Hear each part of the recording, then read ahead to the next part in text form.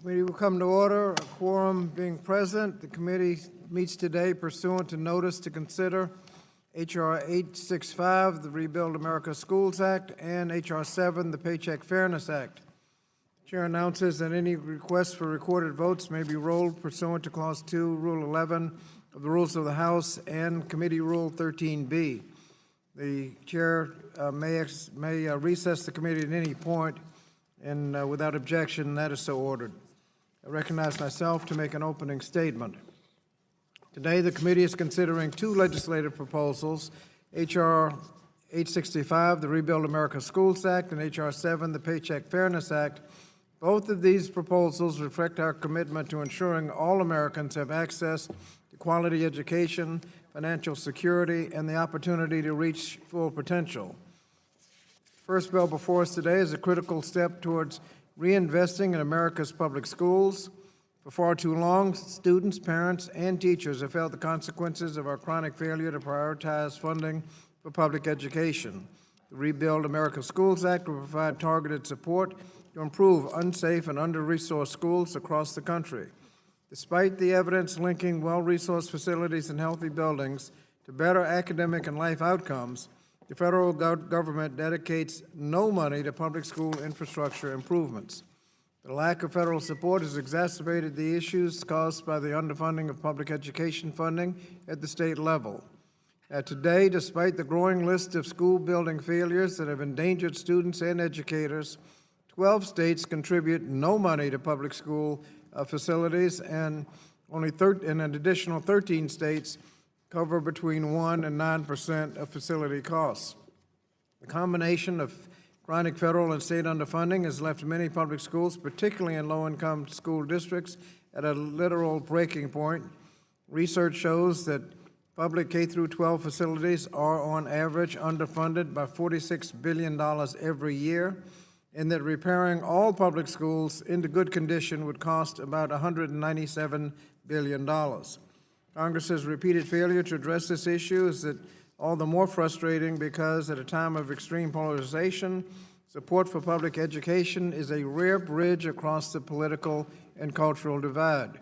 During the 2018 midterm elections, an overwhelming majority of voters, both Democrats and Republicans, were found to support increased K-12 funding as an extremely important priority for the 116th Congress. The Rebuild America Schools Act would answer that call and invest $100 billion to improve the physical and digital infrastructure at high-poverty schools. In doing so, the bill would create roughly 1.9 million good-paying jobs. In fact, the Rebuild America Schools Act would create more jobs than the recent Republican $1.5 trillion tax bill at just 5% of the cost. This legislation is good for students, good for educators, and good for our communities, and good for the economy, and I encourage all members of the committee to support it. The second bill under consideration will be the Paycheck Fairness Act, which also provides a significant boost to our economy. The Equal Pay Act and Title VII of the 1964 Civil Rights Act have been the law for over 50 years, but loopholes and insufficient enforcement have prevented equal pay for equal work from becoming a reality. Today, women earn, on average, 80 cents on the dollar compared to white men in similar jobs. The wage gap is even worse for women of color, particularly black women, and persists in nearly every line of work, regardless of education, experience, occupation, industry, or job title. This inequity has severe consequences for the lives of working women. Drawn out over a lifetime, a woman could lose anywhere from $400,000 to as much as $2 million in reduced pay. The gender wage gap, which collectively withholds up to $500 billion from women's paychecks each year, also undermines the financial stability of families, children, and our economy. Working women make up the largest share of family breadwinners. In fact, 64% of mothers are either the sole family breadwinner or the co-breadwinner. In other words, when women are shortchanged, our children, families, and our economy are also shortchanged. Despite current protections, lack of wage data transparency makes discrimination difficult to detect, let alone prevent. Even when wage discrimination is discovered, workplace rules that restrict information about wages and pay raises often keep working women from holding employers accountable for discrimination.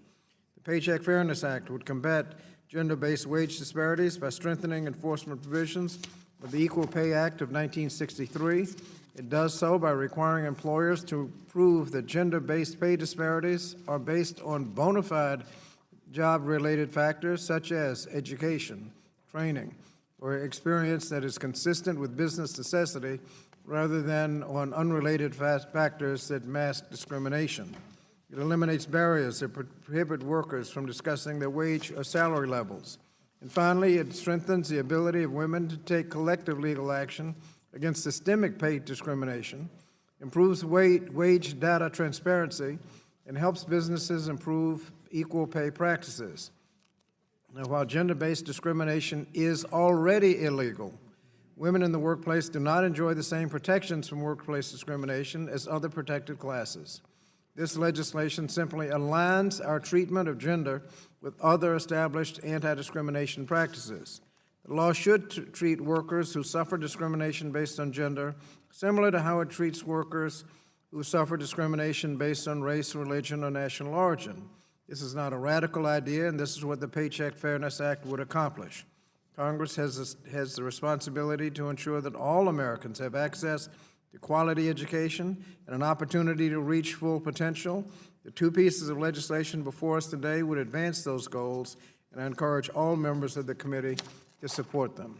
I now recognize the ranking member of the committee, a gentlelady from North Carolina, Dr. Fox, for her opening remarks. The chair now yields to the distinguished ranking member from North Carolina. Thank you, Mr. Chairman. Promises are a funny thing. Promises have the unique power to inspire hope, immense hope, in millions of people dreaming of something better than the status quo.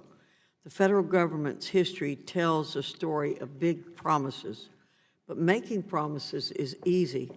Making good on those promises is the hard part, and nobody in this room would be willing to make a promise that won't be kept.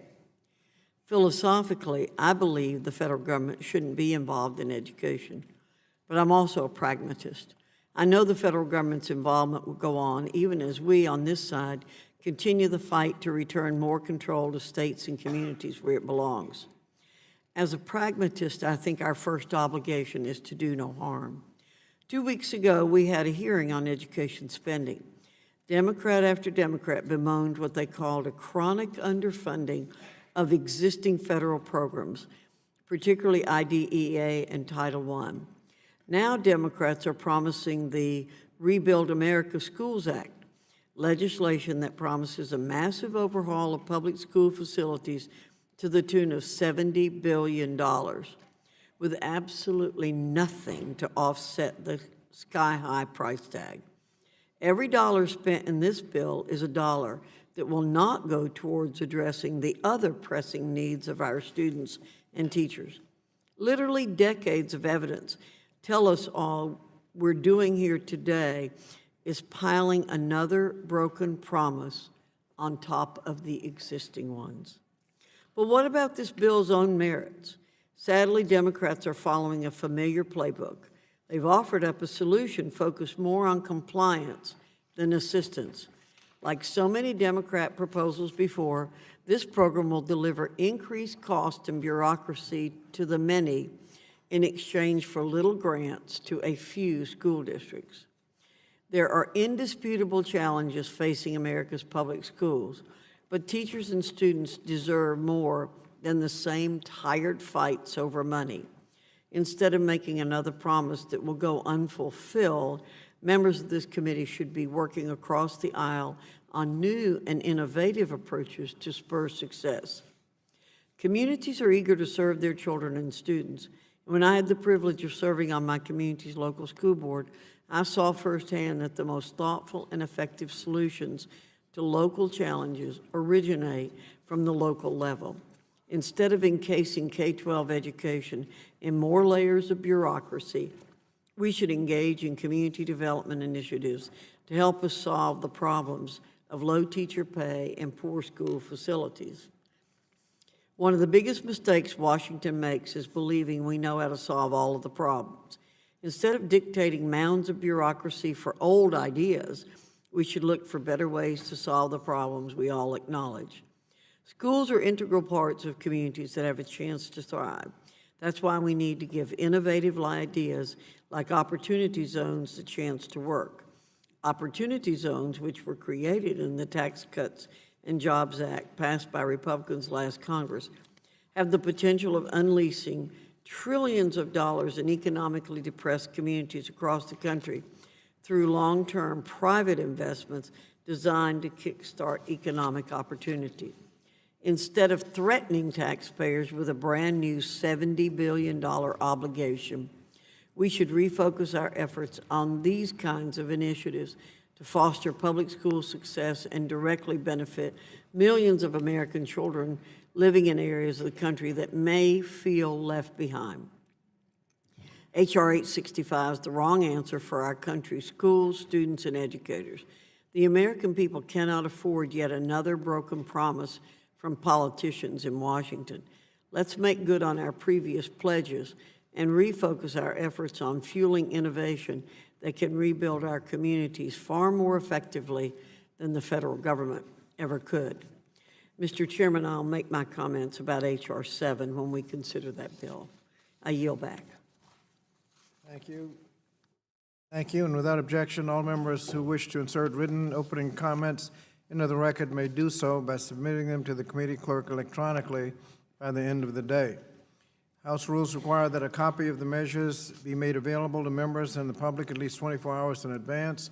As unanimous consent to use the amendment roster system pursuant to Committee Rule 12E as discussed in the committee's organizational meeting and pursuant to the notice of today's meeting. A copy of the measures were made available to members and the public at least 48 hours in advance, and priority will be given to amendments submitted to the committee at least 24 hours in advance. This means that for each bill being marked up today, the committee will use the amendment roster. The bill shall be open to amendment at any point, and we should take up amendments in order listed as they're listed on the roster. The chair will allow members to offer amendments listed on the roster out of order to extent practicable and in a manner not prohibited by House or committee rules. Amendments not listed on the roster may be considered at the conclusion of the consideration of those listed on the roster. Additionally, the chair may allow members who have more than one amendment to offer their amendments en bloc to the extent practicable and without objection so ordered. The committee will now proceed with the consideration of H.R. 865. The bill was circulated in advance and printed copies are already available. The clerk shall designate the amendment, the bill. H.R. 865 to provide for the long-term improvement of public school facilities and for other purposes. Without objection, the reading of the bill is dispensed with, and without objection, the bill will be considered as read, open for amendment at any point, and any amendment offered shall be considered as read. I now recognize myself to offer the manager's amendment, and the clerk shall designate the amendment. Manager's amendment to H.R. 865 offered by Mr. Scott of Virginia. Without objection, the amendment shall be considered original text and open to amendment at any point. Without objection, any amendment styled as an amendment to the amendment of the nature of a substitute will be considered an amendment to the manager's amendment. The manager's amendment has already been distributed and is each member has a copy. I now recognize myself to explain the manager's amendment. The amendment makes a number of substantive improvements to portions of the bill within the jurisdiction of the committee, Titles 1, 3, 4, and 5. It improves provisions on green construction and energy conservation, clarifies provisions on allocations to states and localities, eligibilities, priorities for grants, and use of funds reserved at the state level. It revises provisions on allowable use and reporting requirements, provides factors to ensure funds are being distributed equitably. The manager's amendment increases the authorization for impact aid, school construction, and adds a new grant program for federal assistance for schools that have a foundations affected by the pyrrhotite, an element found in rock quarries, for cement that breaks down concrete foundations at an unsafe rate. I believe it improves the bill, and I hope that members will support the amendment and the underlying legislation. Now, are there any members who wish to be recognized for further discussion of the manager's amendment? Mr. Chairman, Gentleman from Georgia. Thank you for yielding. I think we can all agree there are some good intentions behind this bill. There are schools around our country that are in need of repair or total replacement.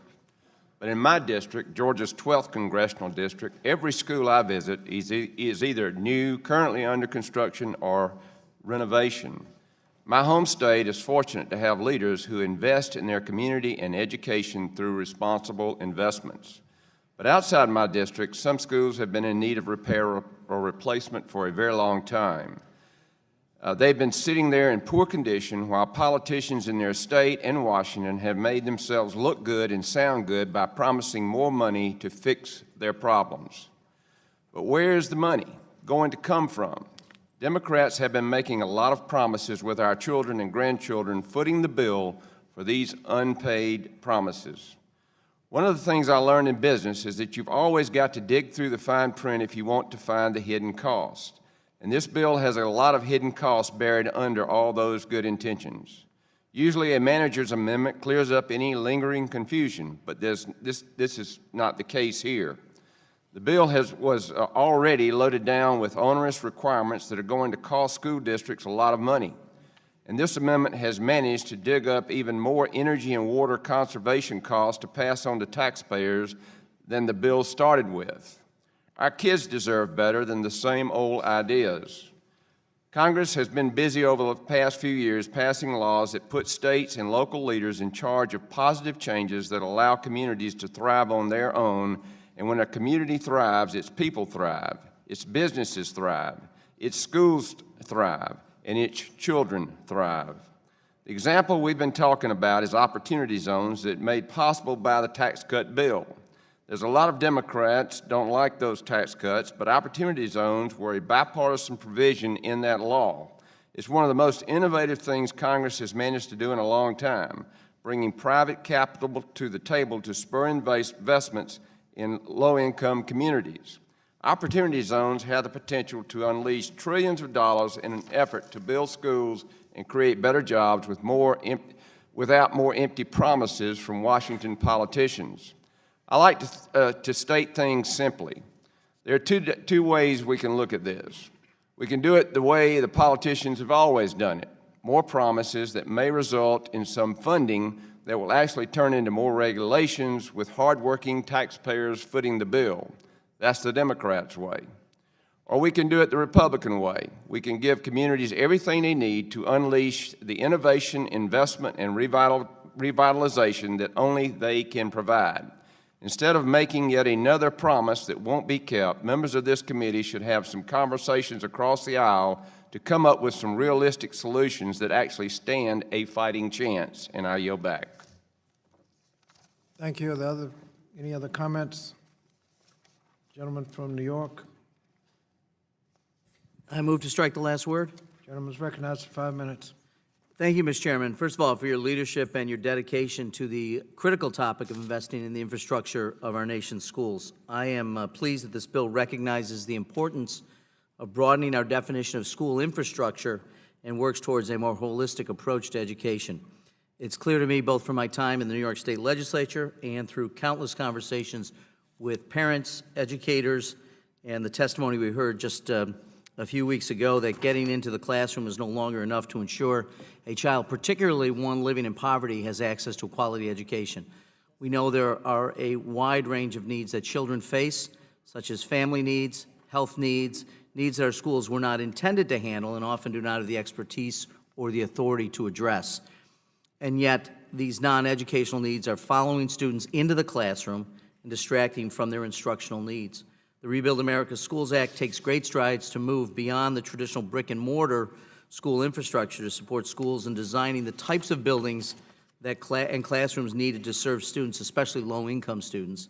So I'd like to highlight one provision in particular, which I'm proud to support in this bill, that will allow funds to be used to increase the use of public school facilities for the purpose of community-based partnerships that provide students with academic, health, and social services, an approach I just say parenthetically that my community is enthusiastically and energetically pursuing. By recognizing the broad range of external factors impacting a child's ability to learn in the classroom and opening the door for important services and resources to come into our schools, we are taking a critical step towards meaningful change in our educational system. Again, Mr. Chairman, I thank you for all of your great work. I'm proud to support the Rebuild America's Schools Act and look forward to the benefits it will bring to schools in my community and throughout the nation. I yield back the balance of my time. Thank you. The other comments on the gentlelady from Ohio? Thank you so much, Mr. Chairman. Mr. Chairman, I just wanted just to suggest that for 8 years, we've had the Republican way. And the Republican way over 8 years has led to more crumbling schools, to more empty promises, to cutting needed resources to this country in the form of taxes that should be coming in, but are not because our big corporations are not paying any, and putting the entire government on the backs of poor people who can't find a way not to pay their taxes. So if we want the Republican way, then let's go back to 8 years of nothingness. Otherwise, let's do what is right for our children. I yield back, Mr. Chairman. Thank you. The other comments? Mr. Chairman, I move to strike the last word. Gentleman from Maryland is recognized for 5 minutes. As a business person, we always think about what's right for the long term. As we think about what's most important for the long term, we immediately think about our children. Every child deserves to have a world-class education regardless of their zip code. Facility issues don't receive the same attention as other issues, despite direct links between the condition of the school and the school's ability to educate. Ensuring that our children receive the education they deserve includes making sure our schools are modern, healthy, and safe. Beginning of this school year, in Baltimore, 10 schools were forced to close early or dismiss early because they lacked air conditioning. That's not a comfort issue, it's a health hazard. Because when kids have to go to class bundled up in winter coats, scarves, gloves, and hats, we're failing our children. When a college senior has to do a Start GoFundMe campaign to raise money for space heaters for her little sister, we're failing our children. When we have to close neighborhood schools because mold has taken over, we're failing our children. I stand with this bill because we need to prioritize education, reinvest in our public schools and our future. It's all about investing long-term, and there's no better investment in our future than our kids. Thank you, Mr. Chairman. Thank you. Gentleman yields back. Gentleman from the Mariana Islands, Mr. Sablon. Thank you very much, Mr. Chairman. Thank you very much for holding this hearing, very important hearing. It was, I think, just in the last Congress when we had a hearing, we had witnesses at the witness table talking to us about schools in Indian countries. And I was just, for some reason, I'm an immigrant, but I lost faith when I saw how bad Indian countries' schools are. Some of them are in very cold parts of the nation, very rural, very remote, and don't have heaters during the winter season. Some of them don't have enough furniture, school desks and places that students can study. Yeah, I lost faith as an American. So this bill needs to pass, and it needs to go and help, including those native schools in Indian countries. Money here goes to Bureau of Indian Education as well. Good bill, Mr. Chairman. Thank you for working on it, and thank you very much. I yield. Thank you. Gentlelady from Oregon, Mr. Chairman, I move to strike the last word. recognized for 5 minutes. Thank you, Mr. Chairman. I'm proud to co-sponsor the Rebuild America's Schools Act, and I thank you for making this bill a priority and holding this markup today. The provisions and the funding allocated in this bill are critical for schools in Oregon and across the country, so many of which are in desperate need of repairs. This is a health and safety issue, but it is also an equity issue. The Oregon Department of Education estimates that the state needs $922 million a year to responsibly care for the existing public school buildings in my state and for new construction. However, they're currently operating at approximately half that. Now, that's resulted in many students and teachers learning and working in subpar and, in some cases, dangerous conditions. In Northwest Oregon and the entire Pacific Northwest, it's not a question of if, it's when we will have a significant earthquake along the Cascadia subduction zone. In fact, towns in the district I represent are located entirely in a tsunami inundation zone. The communities are doing what they can to prepare, but they can't do it on their own. These are often small towns. In Seaside, Oregon, for example, the public schools were entirely in the tsunami inundation zone. It took years, but high school students finally made a compelling video showing that they could not escape from a tsunami and still live. They were finally able to pass a bond measure to move the schools to higher ground, and that process started last year. But those students aren't the only people who will be affected. The area of impact will include 7 million people. We have to do everything we can to protect and prepare these communities, and I'm particularly thankful that this bill specifically provides for funding for the construction, modernization, and renovation of schools vulnerable to seismic natural disasters. Additionally, in 2016, nearly every school in the Portland, Oregon Public School District tested positive for lead in the water. This is not just a Flint, Michigan problem.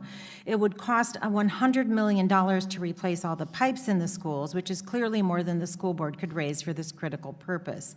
We know how serious the consequences are of lead exposure, especially for young children.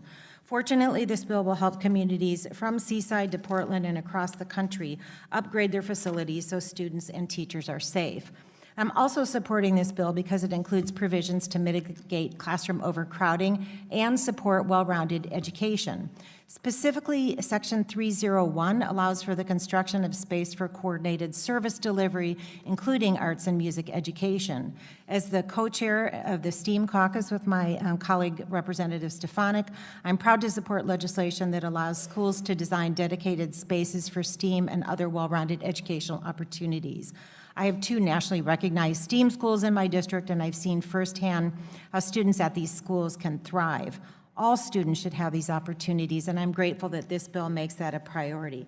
Finally, I want to note that I certainly support local and state decision-making in public education, but the federal government does have a role in addressing inequity, and there's still too much disparity. This bill is a step to help address that.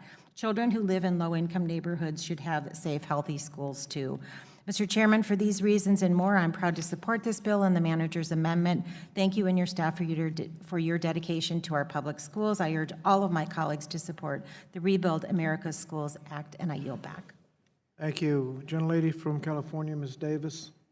Thank you, Mr. Chairman. I move to strike the last word. Okay, that's 5 minutes. As we begin this discussion, I just wanted to share a very quick anecdote with my colleagues. As a school board member in San Diego a number of years ago, I remember a budget discussion and talking about our schools, and a gentleman from Southeast Asia who came from a very impoverished community came up to the mic, and I know he was really nervous when he began to speak. What he said is that the way that we house our children as they are learning in their communities says a lot about who we are. He remembered that in his village, the school was the most important building of all. And what his children have noticed in their new home is that our banks are very big and they're very lovely, but that the schools don't send that message that we value the children that are educated within them. So as we think about this, I hope that we will remember we don't need ostentatious schools. What we need are sound schools that have the tools that prepare students for their future. Let's send that message with this bill and make sure that the local needs of communities are respected, but we give them the support that they need, because that's all they're asking for, is to have some help as they move forward to try and do the very best they can and send that important message, you matter. Thank you, Mr. Chairman. Thank you. Gentlelady from Florida, Ms. Wilson, do you want to be recognized? Thank you, Mr. Chair. I move to strike the last word. Gentlelady's recognized for 5 minutes. As a former elementary school principal, Miami-Dade County School Board member, and the mother of 3 adult children who attended public schools and 4 great-grandchildren who attend public schools. I know firsthand the impact that underfunded public school infrastructure can have on student and teacher performance outcomes, safety, and morale. It is shameful that children and teachers in this nation are forced to study and work in the schools whose physical structures are crumbling or outright unsafe. Throughout the United States, millions of students and educators spend their days in buildings with contaminated water, moldy floors, leaking ceilings in classrooms, and depending on the season, inadequate air conditioning or heating systems. I represent Miami-Dade County Public Schools, the nation's 4th largest school system, and Broward County, the nation's 6th largest school district. The biggest infrastructure challenge we have is terribly overcrowded classrooms, a serious problem that often leads to decreased academic performance. We owe it to America's children and teachers to immediately and dramatically increase funding for public school construction and modernization, particularly in high-poverty school districts. The Rebuild America School Act, which provides over $100 billion in school infrastructure investment through grants and a tax credit bond program, makes a giant leap forward in addressing this issue. Additionally, this funding would create an estimated 1.9 million well-paying transportation and infrastructure jobs. Lastly, Mr. Chairman, I'm so pleased to see that language that I inserted into the ANS to include cost estimates to bring public school facilities to a state of good repair within the mandated 5-year study and report of the physical condition of public schools was included. I'm also pleased that report language are requested to ensure that school literacy centers are equipped to include space for mentoring and tutoring programs and language to ensure that school facilities may serve as emergency shelters during man-made or natural disasters, and language that would allow public school facilities to be retrofitted to provide space to serve as reading and technology labs. These labs will improve reading and computer literacy for all students, but particularly those performing below grade level. They also will be funded under these grants, and I look forward to further clarifying that in the committee report. Mr. Chairman, I reiterate my strong support for the Rebuild America's Act and strongly urge my colleagues to vote yes on the ANS. Thank you, and I yield back.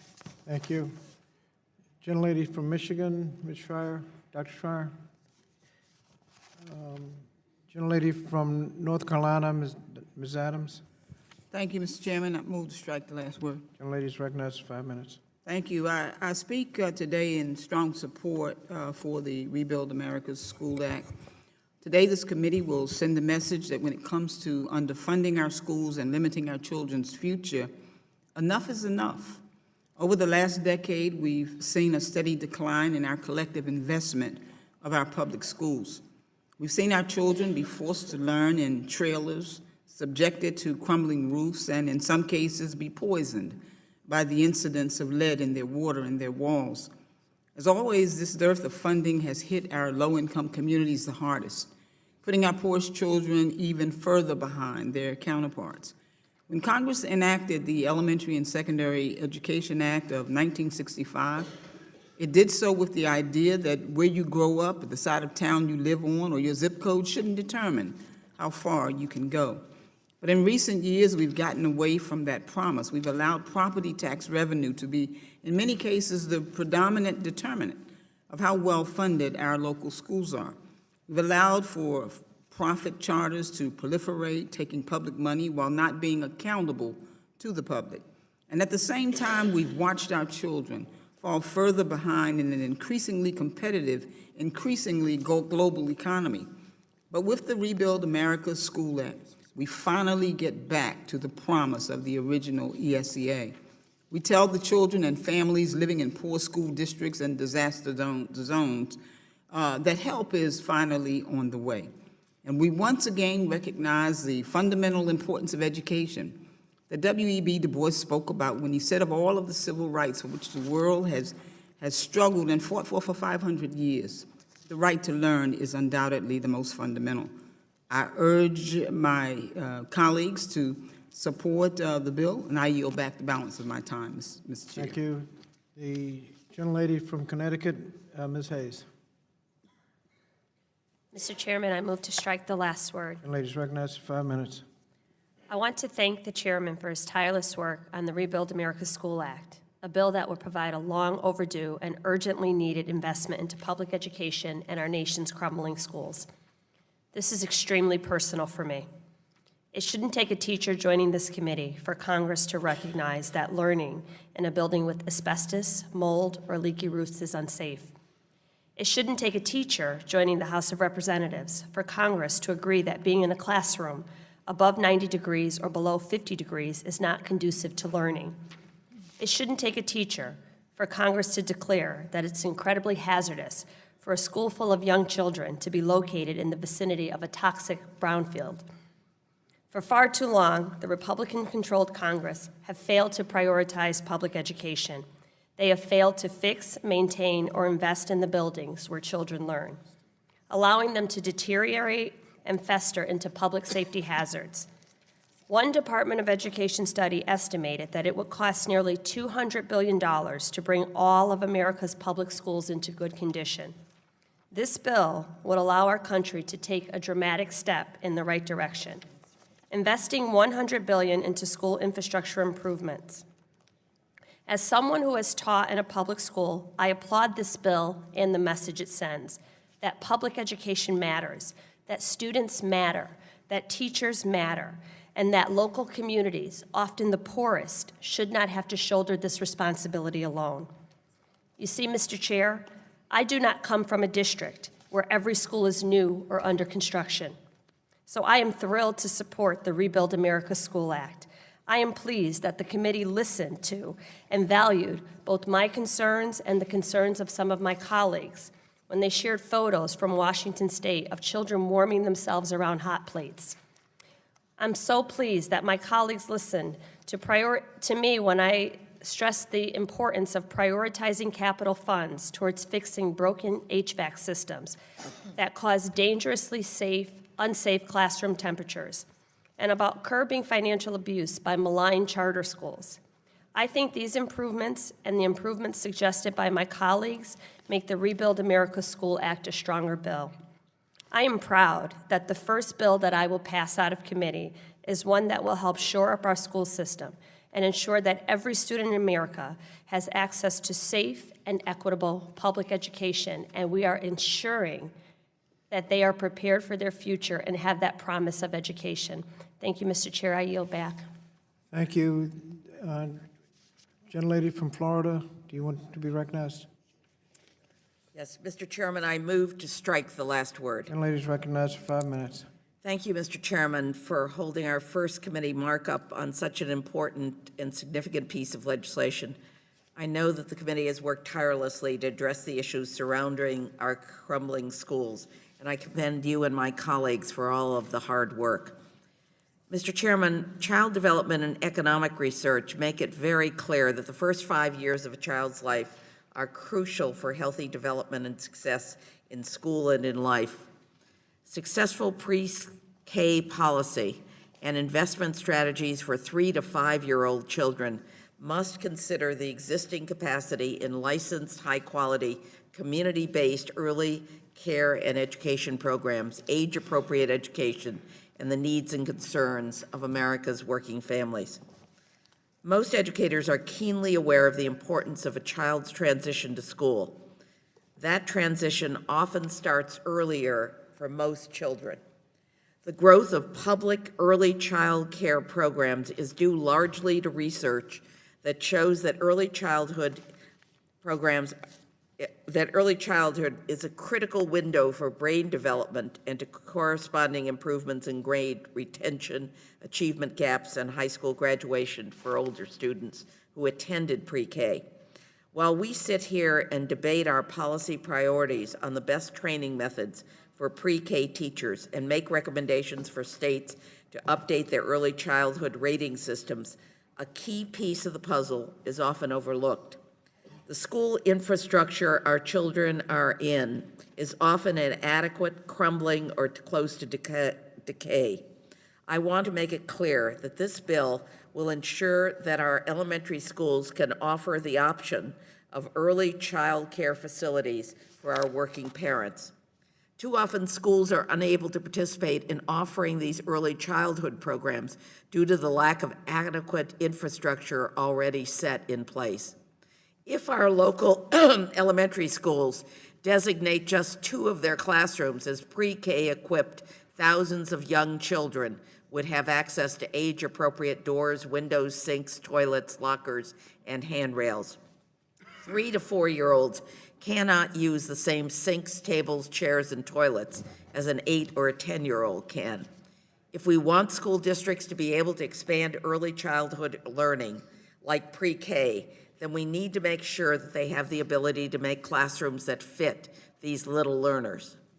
Public school principals and superintendents and instructional leaders whose responsibility for pre-K classrooms is growing have repeatedly advised on the need for age-appropriate infrastructure and fixtures that better serve our children. This bill actually meets those needs, and I know that the committee report will reflect this point. Thank you, Mr. Chairman. I yield back. Thank you. Are there other members who want to be recognized? Gentlelady from Massachusetts, Ms. Strahan. Thank you, Mr. Chairman. I move to strike the last word. Gentlelady is recognized for 5 minutes. Mr. Chairman, I'd like to commend you for tackling this extremely important issue. Too many of our schools are in no condition to prepare kids for the future. It's been estimated that there is a $46 billion annual funding gap nationwide. I've seen too many school buildings in disrepair in the district that I represent. Fitchburg High School, the Longjo Middle School, and Crocker Middle School, all in Fitchburg, are in great need of repair. There are asbestos remediation needs as well as urgent plumbing repairs that must be addressed. In my hometown of Lowell, where I attended public schools, a recent report found that more than $123 million in capital investment will be needed for baseline repairs in schools over the next 10 years. And that this is excluding a new high school project, which is estimated to cost over $300 million. The Rebuild America's School Act will help these and other communities like them. I'd also like to express my sincere appreciation to you and your staff for working with me on language in the substitute that adds brownfields to the considerations a state may make in prioritizing funding for schools in need. It's not uncommon for older industrial cities to have brownfield sites, undeveloped or abandoned properties that may contain harmful chemical compounds. According to the EPA, there may be as many as 450,000 such sites across the nation. In Lowell, there are several brownfields, areas where there may be contaminants such as arsenic or other potential toxins. In some cases, these sites abut schoolyards. No one should have to endure exposure to potential carcinogens, particularly not young children and their teachers. Thank you again for accepting this change. I urge my colleagues on this committee to create the conditions for all children to thrive by supporting the Rebuild America's School Act of 2019. Thank you, and I yield back. Thank you. Gentlelady yields back. Are there other comments? If not, the amendments are now in order.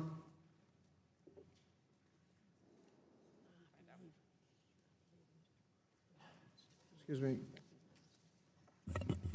Gentleman from Wisconsin, Mr. Grothman. Yeah, I just want to point out, because I've heard a lot of rhetoric. Gentleman's recognized for 5 minutes. Thank you. I've heard a lot of rhetoric here. I want to point out, in the state of Wisconsin, I think we do a good job of funding our schools. We have a good way for local school districts to pass referendums and build new schools, and the state of Wisconsin itself funds about a little over 60% of our schools. I think our schools are very good. I find it a little bit offensive on behalf of the state legislators around the country, and I spend quite a bit of time being a state legislator, the implication that you have horrible schools in Oregon or Washington or Ohio or wherever, and you cannot trust the state legislature to deal with it, or you cannot trust the local school districts to deal with it. First of all, I think local school districts and states are in a better position to know when they need more funding for their schools. And secondly, inevitably, the more the federal government gets involved in these issues, the more federal strings become attached. I remember when we passed No Child Left Behind, which was a bad bill, and it was a bad bill at the time. It took us 14 years to undo the damage that bill did, okay? So I would strongly encourage peoples of this committee, if they feel their state is doing a horrible job of building schools, to talk to their state legislators, and even more, talk to their local school districts, and see if they can appropriate the money. Thank you. Thank you. The other comments, if not, the amendments are now in order on the roster. The First Amendment is offered by the gentlelady from Florida. Does the gentlelady from Florida wish to offer her amendment? The clerk will report the amendment. An amendment to the amendment in the nature of a substitute to H.R. 865, offered by Ms. Wilson. Ms. Wilson is recognized for 5 minutes to discuss her amendment. My amendment recognizes that a school's building design should be structurally sound and protect students, teachers, and staff from natural elements and human threats. It also will help ensure that our nation's teachers and students are able to teach and learn in schools that are aesthetically pleasing and let them know that they matter. I strongly encourage this committee to support this amendment and yield back the balance of my time. Thank you. I apologize to the members. I thought the amendments had been already passed out. They have not, so we'll delay for a second so that the members can get the amendment.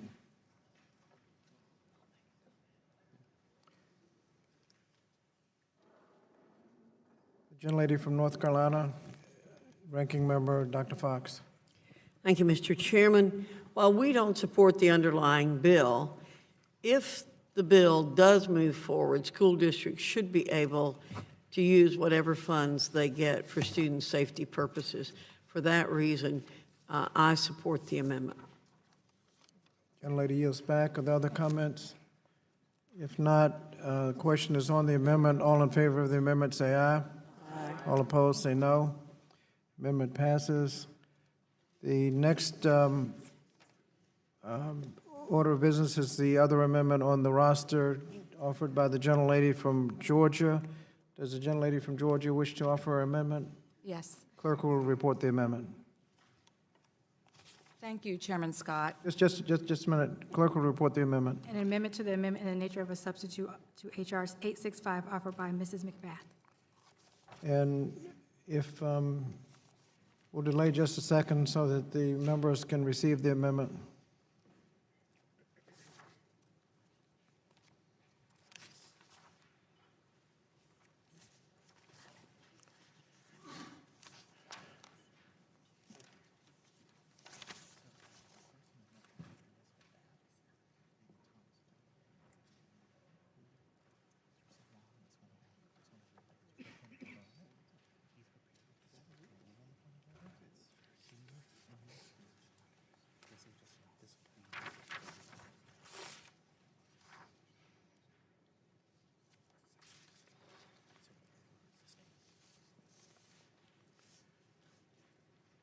Gentlelady from Georgia. Thank you, Chairman Scott. No parent should ever fear that their child won't return home from school, and no parent should have to endure the pain of losing a child to gun violence. Our nation's schools should be a safe place for children and a positive, inclusive, and welcoming space for learning. The school safety policies backed by this administration are truly misguided. By hardening schools, arming our teachers, and rolling back civil rights protections for students, these policies would effectively make our schools feel like prisons. These policies would also disproportionately harm students of color and students with disabilities. We cannot allow this harmful rhetoric to jeopardize the civil rights and well-being of our students. As members of Congress and this committee, it is our job to protect all students. My amendment would require the Institute of Education Sciences to study the construction of school design to provide protection from environmental and human threats.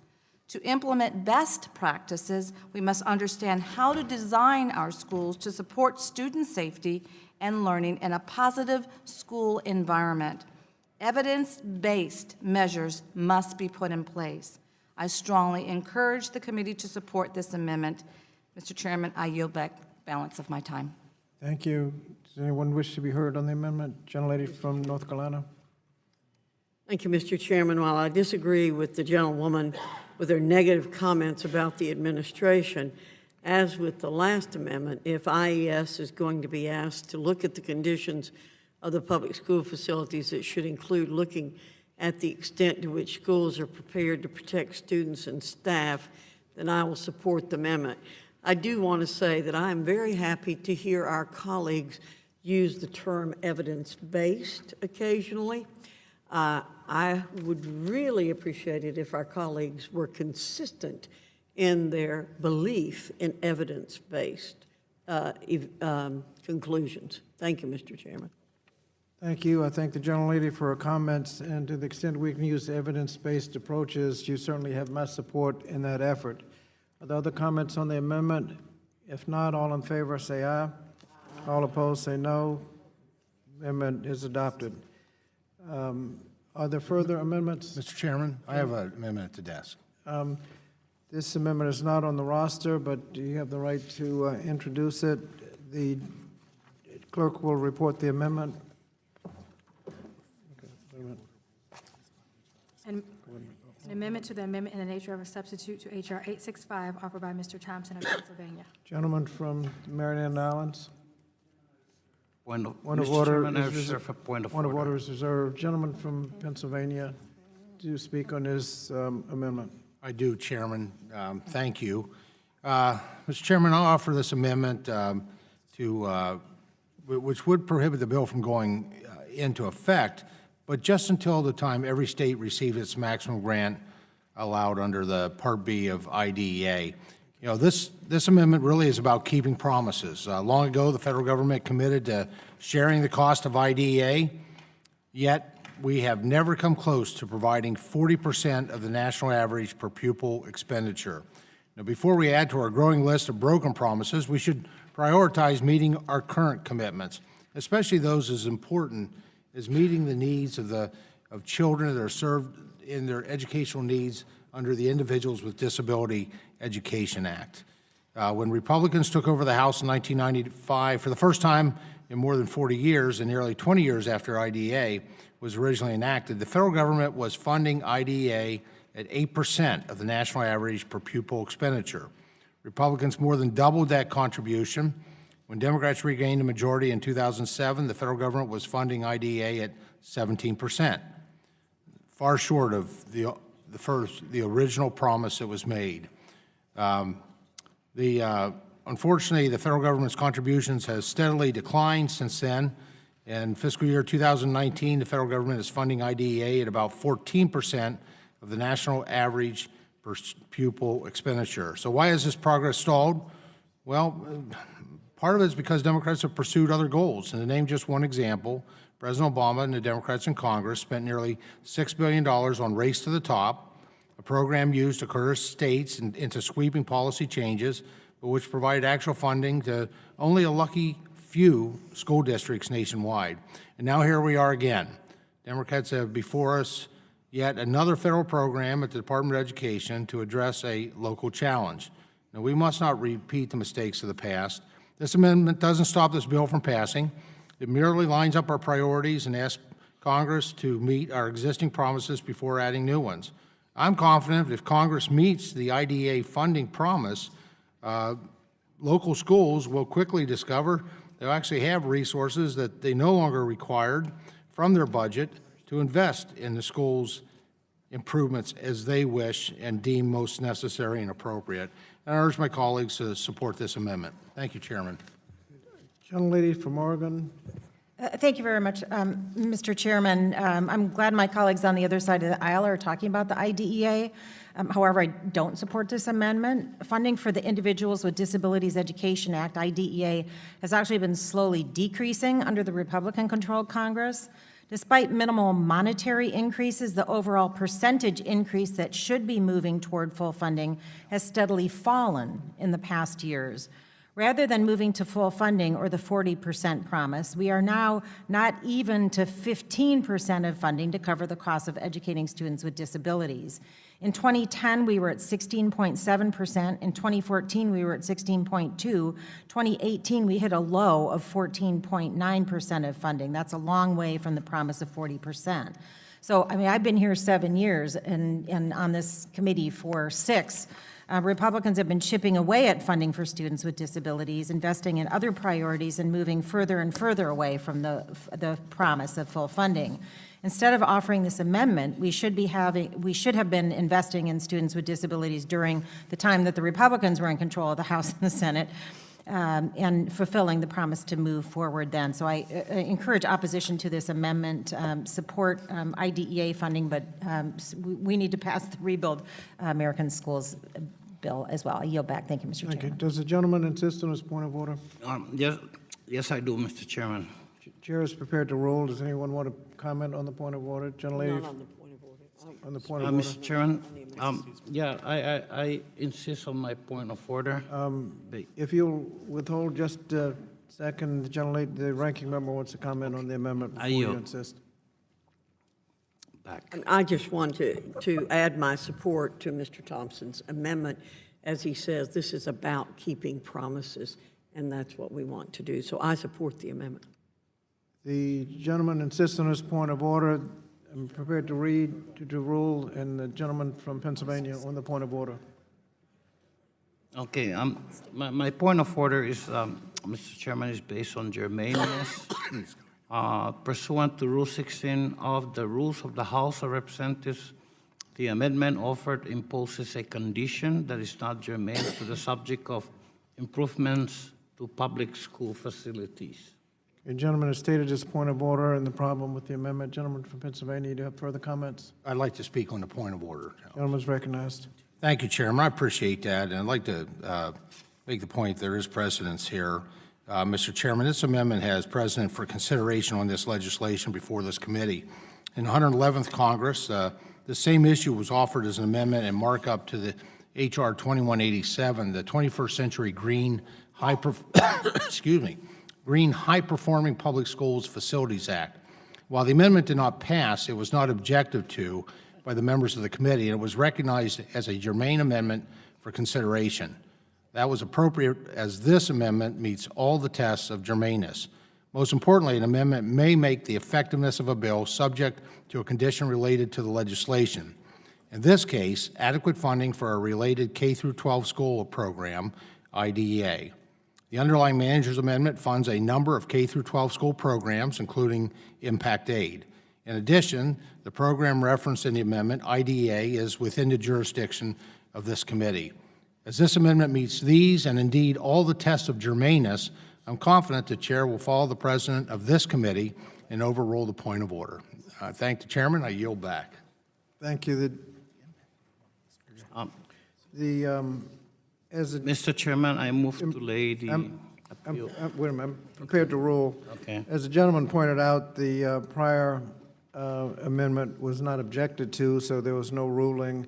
And as the point of order has been stated, this creates a condition that is not germane to the subject of improvements to public school facilities and is therefore not germane, and the Chair rules that it sustains the point of order. Yeah, Mr. Chairman, I respectfully appeal the ruling of the Chair. The gentleman appeals the ruling of the Chair. And, Mr. Chairman, I move to lay the appeal on the table. The motion before us is to lay the appeal on the table. All in favor of tabling the challenge to the Chair will say aye. Aye. All opposed, say No. nay. Mr. Chairman, I request a recorded vote. Recorded vote is requested. The clerk will call the roll. Chairman Scott? Aye. Chairman Scott votes aye. Mrs. Davis? Mr. Grijalva? Mr. Grijalva votes aye. Mr. Courtney? Mr. Courtney votes aye. Ms. Fudge? Aye. Ms. Fudge votes aye. Mr. Sablon? Aye. Mr. Sablon votes aye. Ms. Wilson? Ms. Wilson votes aye. Ms. Bonamici? Aye. Ms. Bonamici votes aye. Mr. Chicano? Mr. Chicano votes aye. Ms. Adams? Ms. Adams votes aye. Mr. DeSaulnier? Mr. Norcross? Ms. Jayapal? Mr. Morelli? Mr. Morelli votes aye. Ms. Wild? Ms. Wild votes aye. Mr. Harder?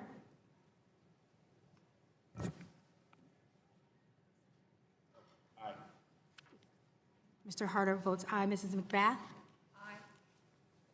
Mrs. McBath votes aye. Ms. Schreier? Ms. Schreier votes aye. Ms. Underwood? Aye.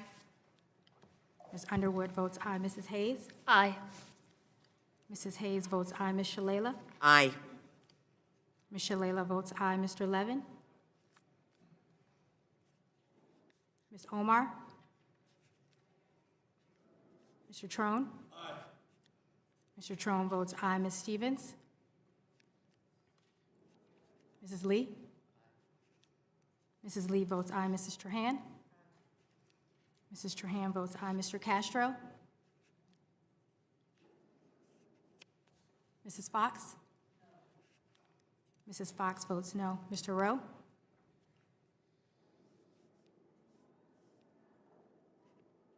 Mr. Thompson? Mr. Thompson votes no. Mr. Wahlberg? Mr. Wahlberg votes no. Mr. Guthrie? Mr. Guthrie votes no. Mr. Byrne? Mr. Byrne votes no. Mr. Grothman? Mr. Grothman votes no. Ms. Stefanik? Mr. Allen? Mr. Allen votes no. Mr. Rooney? Mr. Smucker? Mr. Banks? Mr. Banks votes no. Mr. Walker? Mr. Comer? Mr. Comer votes no. Mr. Klein? Mr. Klein votes no. Mr. Fulcher? Mr. Taylor? Mr. Taylor votes no. Mr. Watkins? Mr. Watkins votes no. Mr. Wright? Mr. Wright votes no. Mr. Muser? Mr. Muser votes no. Mr. Timmons? Mr. Timmons votes no. Mr. Johnson? Mr. Johnson votes no.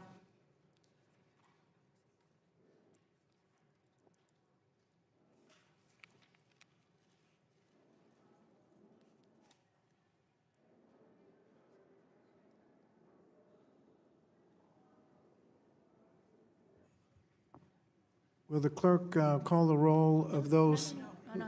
who have not been, who have not been, Oh, yes, sorry. who have not been named?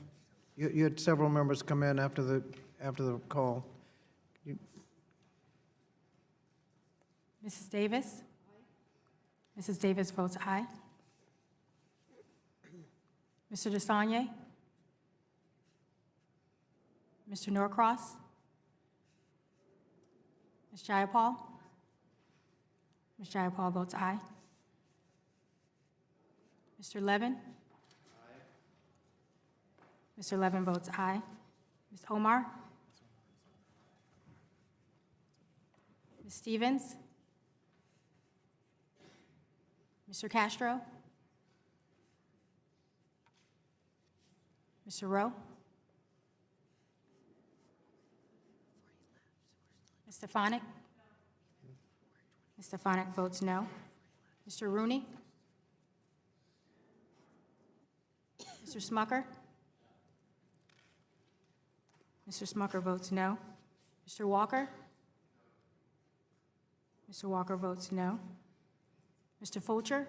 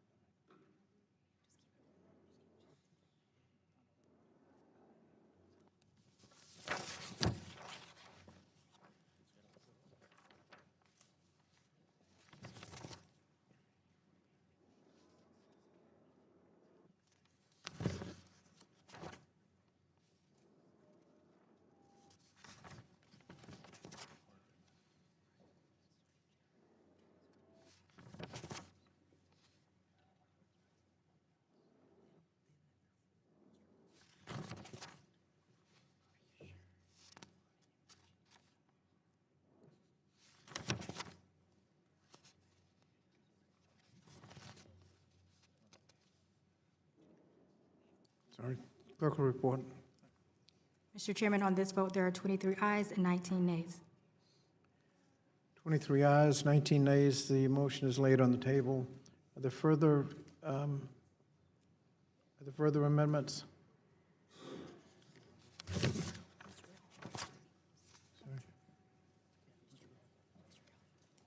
Gentleman from the Mariana Islands.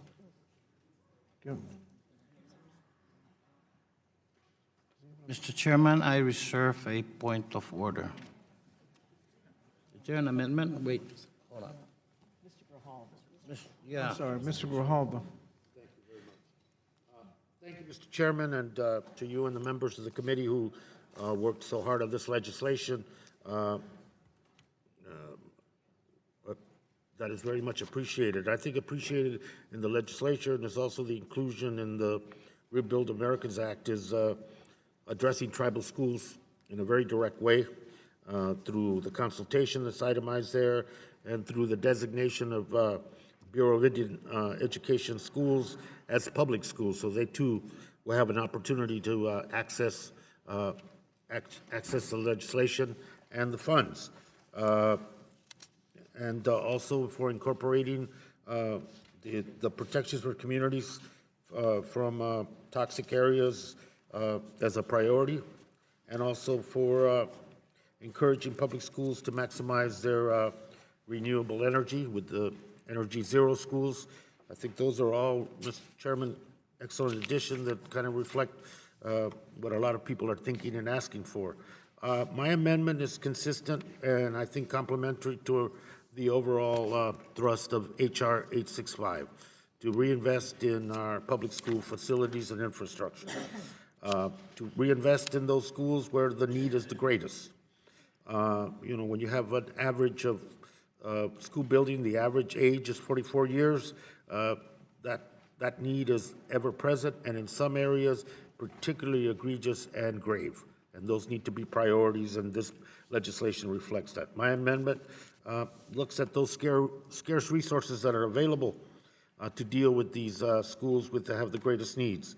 And the amendment addresses quite simply that the investment should not be used for for-profit charter schools. Public dollars for public schools and for-profit charter schools, at them being a business, should access private funds. I think if we're going to maximize the investment that is projected in the legislation, then by investing in those schools with the greatest need, should be and is the priority. And it also acknowledges that, you know, for-profit charter schools are part of the education landscape. Nobody denies that. And they are a business. And in our market-driven economy, the marketplace should be the source of revenue for development, expansion, or reuse of for-profit private facilities. Tax dollars should not be used to subsidize those. The schools have been in need for a considerable amount of time. There has not been the investment in the facilities and infrastructure of our public education system, and this legislation goes a long way, and we should not divert any of that funding for efforts that are outside the goal and the mission of the legislation. I appreciate colleagues supporting the amendment, and Mr. Chairman, yield back, and thank you. Thank you. I'm not sure the clerk designated the amendment. An amendment to the amendment in the nature of a substitute to H.R. 865 offered by Mr. Grijalva. Thank you. This is the amendment before us. Are there other comments? Gentlelady from North Carolina. Thank you, Mr. Chairman. Mr. Chairman, charter schools are public schools. This program is about supporting public schools, and all public schools should be eligible to participate. Therefore, I urge a no vote on this amendment. Thank you. Gentlelady from North Carolina. Thank you, Mr. Chairman. I want to speak in support of Mr. Grijalva's amendment. I do so with profound concern about how too much taxpayer money go to institutions with great responsibility, yet little accountability. When the average public school is 50 years old and our schools in low-wealth communities are literally crumbling and overcrowded, It's not right for special interests to take public funding and be allowed to undermine local school district regulations. I support this amendment because it ensures that funding in this bill will go to the school districts that need it the most, not in the pockets of those who treat our children as commodities. Public school money should be for the public good and not for those who would exacerbate racial discrimination, resource inequalities, and fraudulent business practices. I want to make it clear that there are some charter schools that do a good job, but too often there are bad apples that take advantage of the public trust and shortchange our children. And as lawmakers, we have the responsibility of ensuring taxpayer money is being used for appropriate purposes. Here we're sending the message that as we rebuild our schools and keep the federal government's promise to our children, we will stand strong against any and all attempts to take advantage of the American public. And I urge my colleagues to support the amendment, and I yield back. Thank you. The other comments on the amendment? If not, the question is on the amendment. All in favor of the amendment will say aye. All opposed say no. No. The ayes have it. The amendment Mr. Chairman, is adopted and I ask requested for a recorded vote. pursuant to the previous comments. That vote will be rolled until the end.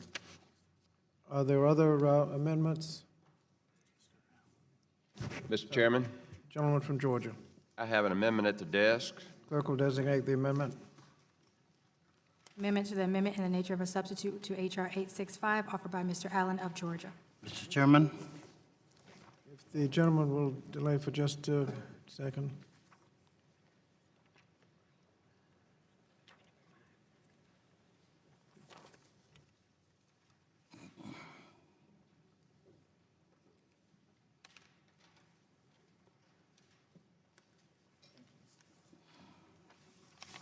sir.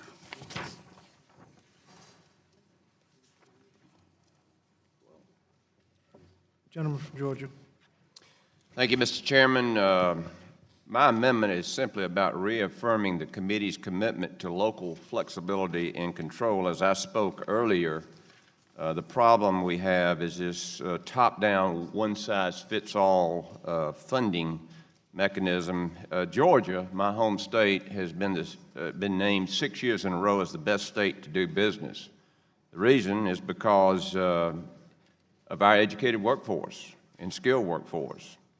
In Georgia, we have our priorities in order. As I said earlier, I think most of our schools are new or renovated.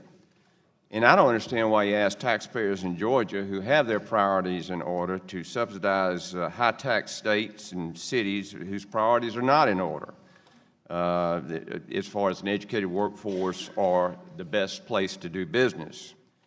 States and schools have the right to determine how best to protect their students and teachers, which may include arming teachers or other school personnel. This amendment does not require or force any school to allow a firearm into the school if the school decides otherwise. But what it does do is ensure that the Secretary cannot deny a state or school funds if they have decided to allow school personnel to be armed. It follows the philosophy laid out in the Every Student Succeeds Act by allowing local leaders to make decisions about how best to run their schools. I urge my colleagues to support this amendment and support local control. Thank you. The comments on the amendment? Mr. Chairman, I reserve a point of order. Did you reserve the point of order before? Earlier, yes, sir. The gentleman had reserved a point of order. Gentlelady from Connecticut, do you want to be heard on the amendment? Thank you, Mr. Chair. I'm just trying to compose myself because I knew this was coming, but I didn't know it would be a part of this school infrastructure bill. I urge my colleagues to not support this amendment and this warped interpretation of the Every Student Succeeds Act. Teachers do not want this. This is not how we keep schools safe. This is not how we educate children, and this is not how we should be using funds that are meant to rebuild our schools' infrastructures. This is a false choice. It shouldn't be one or the other. I don't know how many times I have to say that. I've worked in a building as an educator with 1,300 students. I would never want the responsibility of securing a firearm. I would never want to have a conversation with a parent that begins with, "I thought I locked my gun up." That's not what education looks like. We are a nation of laws. You know, schools are places where children learn. They're not businesses. It's not the Wild West. And this idea that this tangled interpretation of rebuilding our schools should get diluted with this conversation about arming teachers. That is something that I was prepared to deal with, separate and apart, but I hope that my colleagues do not get lulled into this false sense of security that we have to give up one to get the other. And I urge every member of this panel to not put teachers in the position of having to pull a firearm in a classroom, to not put first responders like my husband, who is a police officer, to have to try to make the distinction of, is this a student or an active shooter or a teacher, because they're holding a firearm in a school. By default, if you are pulling a gun in a school, it means that you are in a high-pressure situation. Teachers are not trained for high-pressure situations like that. We don't have the facilities, we don't have the resources. We're still buying our own paper. Who's going to do this training? I urge my colleagues to not support this amendment. Thank you, Mr. Chair. I yield back. Thank you. Are there other comments? Gentlelady from North Carolina. This amendment is simply about local control and flexibility. States and schools have the right to determine how best to protect their students and teachers, which includes deciding the best way may be to allow firearms in the building. This amendment does not require or force any school to allow a firearm into the school if the school decides otherwise. What it does do is ensure that a future secretary cannot, as secretaries did under President Obama, blackmail schools into doing things that the secretaries wanted them to do. The secretary cannot make that decision on behalf of a state or school.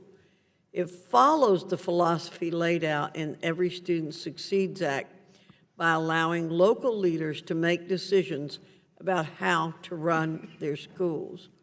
I urge my colleagues to support local control and support this amendment. I yield back. Other comments on the amendment? Does the gentleman insist on his point of order? Yes, I do, Mr. Chairman.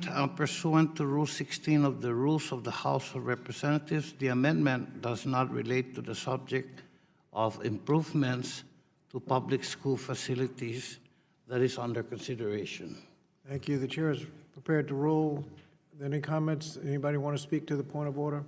I do, Mr. Chairman. Gentleman's recognized. Mr. Chairman, as Ranking Member Fox stated, this is clearly a choice made by each school and school district in the country. Every school district is different. In no way does this amendment require teachers to defend themselves with a weapon. It is strictly a matter of allowing each district to do what that district chooses to do to deal with some of these problems that we've had. This amendment offers a negative rule of construction which has long been considered germane within the House. Members of this committee are able to clarify the parameters of the language of legislation. I was advised by the House parliamentarian that this is the case. As this amendment is a germane negative rule of construction, I urge the chair to follow the rules and precedent of the House and overrule this point of order. Chair is prepared to rule pursuant to Rule 16 of the Rules of the House. The amendment does not relate to the subject of improvements to public school facilities and therefore is not germane. Mr. Chairman, I respectfully appeal the ruling of the chair. Mr. Chairman, I move to lay the appeal on the table. The motion is on the motion to table the challenge of the ruling of the chair. All in favor of tabling the motion will say aye. Aye. All opposed, no? No. The ayes have it. Mr. Chairman, I ask for a recorded vote. And a recorded vote is requested. Clerk will call the roll. Chairman Scott? Aye. Chairman Scott votes aye. Mrs. Davis? Aye. Mrs. Davis votes aye. Mr. Grijalva?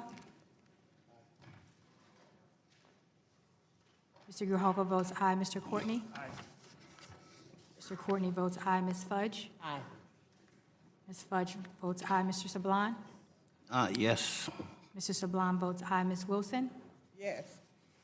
Ms. Wilson votes aye. Ms. Bonamici? Yes. Ms. Bonamici votes aye. Mr. Giacano? Aye. Mr. Giacano votes aye. Ms. Adams? Ms. Adams votes aye. Mr. DeSaulnier? Mr. DeSaulnier votes aye. Mr. Norcross? Mr. Norcross votes aye. Ms. Jayapal? Ms. Jayapal votes aye. Mr. Morelli? Mr. Morelli votes aye. Ms. Wild? Ms. Wild votes aye. Mr. Harder? Mr. Harder votes aye. Mrs. McBath? Mrs. McBath votes aye. Ms. Schreier? Ms. Schreier votes aye. Ms. Underwood? Aye. Ms. Underwood votes aye. Mrs. Hayes? Aye. Mrs. Hayes votes aye. Ms. Shalala? Aye. Ms. Shalala votes aye. Mr. Levin? Mr. Levin votes aye. Ms. Omar? Ms. Omar votes aye. Mr. Trone? Mr. Trone votes aye. Ms. Stevens? Ms. Stevens votes aye. Mrs. Lee? Ms. Lee votes aye. Mrs. Trahan? Mrs. Trahan votes aye. Mr. Castro? Mr. Castro votes aye. Mrs. Fox? Mrs. Fox votes no. Mr. Rowe? Mr. Thompson? Mr. Thompson votes no. Mr. Wahlberg? Mr. Guthrie? Mr. Byrne? Mr. Byrne votes no. Mr. Grothman? Mr. Grothman votes no. Ms. Stefanik? Ms. Stefanik votes no. Mr. Allen? Mr. Allen votes no. Mr. Rooney? Mr. Smucker? Mr. Banks? Mr. Banks votes no. Mr. Walker? Mr. Comer? Mr. Comer votes no. Mr. Klein? Mr. Fulcher? Mr. Fulcher votes no. Mr. Taylor?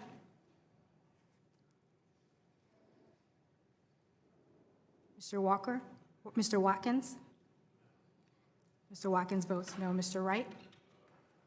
Mr. Wright votes no. Mr. Muser? Mr. Muser votes no. Mr. Timmons? Mr. Timmons votes no. Mr. Johnson? This was the first vote since I...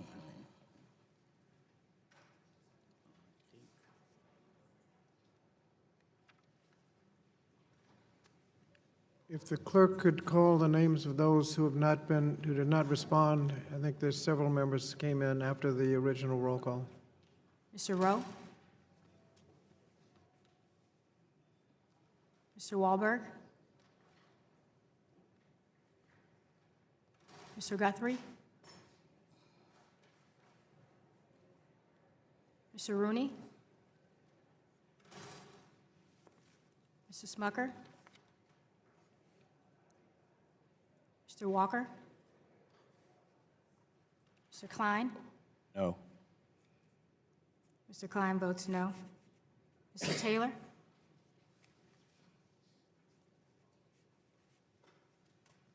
Mr. Johnson? Mr. Johnson votes no.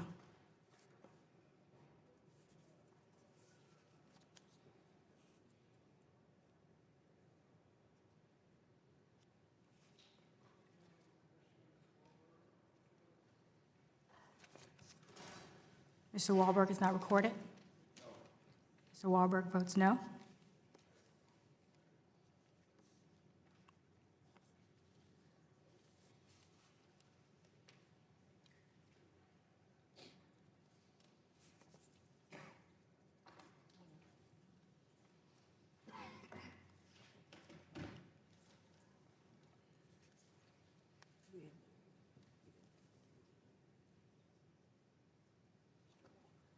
How's Mr. Walker recorded? Mr. Walker is not recorded. Mr. Walker votes no.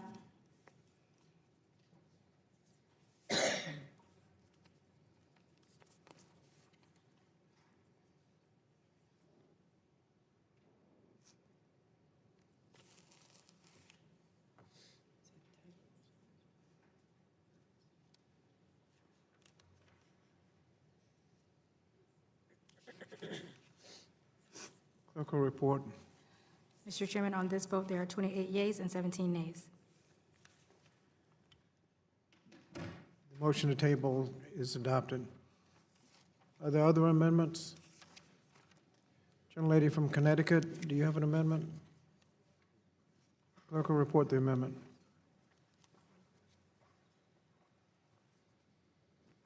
Amendment to the amendment in the nature of a substitute to H.R. 865, offered by Mrs. Hayes.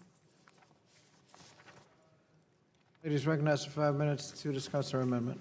Thank you, Mr. Chair. My colleague from Arizona has brought up an excellent point with his amendment banning funding to for-profit charter schools. Far too often, malicious agents in the charter school industry have siphoned much-needed money away from public education and students in need. While public funding for charter school has reached over $40 billion annually, all levels of government have failed to monitor or establish guardrails to prevent charter school waste, fraud, abuse, and mismanagement. In 2016, a nationwide audit by the Department of Education found that charter school operations pose a serious, and I quote, risk of waste, fraud, abuse, and lack of accountability. One report found that states have lost more than $223 million taxpayer dollars to charter school waste and financial abuse. Meanwhile, the Department of Education Office of Inspector General has completed dozens of criminal investigations regarding charter schools, leading to indictments and convictions of charter school officials. Just last week, an op-ed written by a professor from my home state of Connecticut highlighted one scheme that unregulated charters have used to pad their own profits: the charter school lease reimbursement loophole. Mr. Chairman, I'd like to submit this op-ed to the record. To make money, many nonprofit charters have entered into contract with separate for-profit charter companies that they also own. Charters often pay unreasonably high rates for land or school buildings that no one else in the community would pay. They are then reimbursed for those costs with taxpayer dollars. In other words, charters emboldened by this regulatory loophole self-deal to themselves and make money off both students and taxpayers. As a high school teacher in a high-needs district, I know firsthand the value of $1 in the classroom. I know exactly how much money it would take to buy books and necessary resources for students. I know exactly how much it takes to create a classroom that is welcoming and encouraging. I know the cost of paper, because at some point during every school year, the district and my school run out of paper and I've had to buy my own. I know the cost of periodicals and subscriptions that are necessary to support student learning, because again, they haven't been included in the budget and I've had to buy my own. So therefore, I know out-of-pocket expenses. I know the cost of running a classroom, because teachers like me pay for supplies out of our own pockets to keep kids learning when the funds run dry. As an educator, I know exactly how valuable each dollar for public education is. That's why this financial abuse is deeply offensive to me.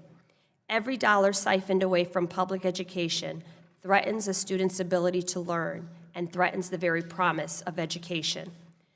My amendment would close this facility lease loophole for charter schools and prevent urgently needed funds from the Rebuild America School Act from allowing individuals and companies from being in the business of profiting off of children and our schools. This amendment is aimed at curbing financial waste and abuse, and that is something that I think both Republicans and Democrats can agree is important. Mr. Chair, I yield back. Thank you.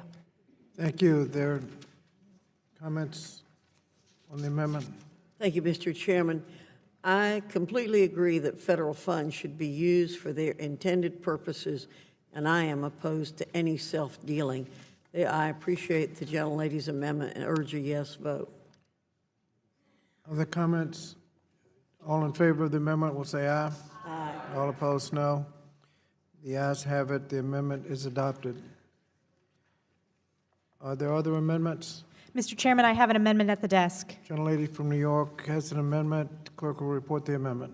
Amendment to the amendment in the nature of a substitute to H.R. 865, offered by Mrs. Stefanik of New York.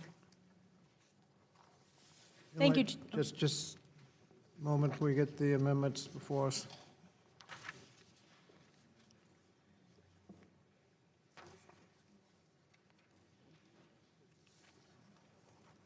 So all the rest are Republicans.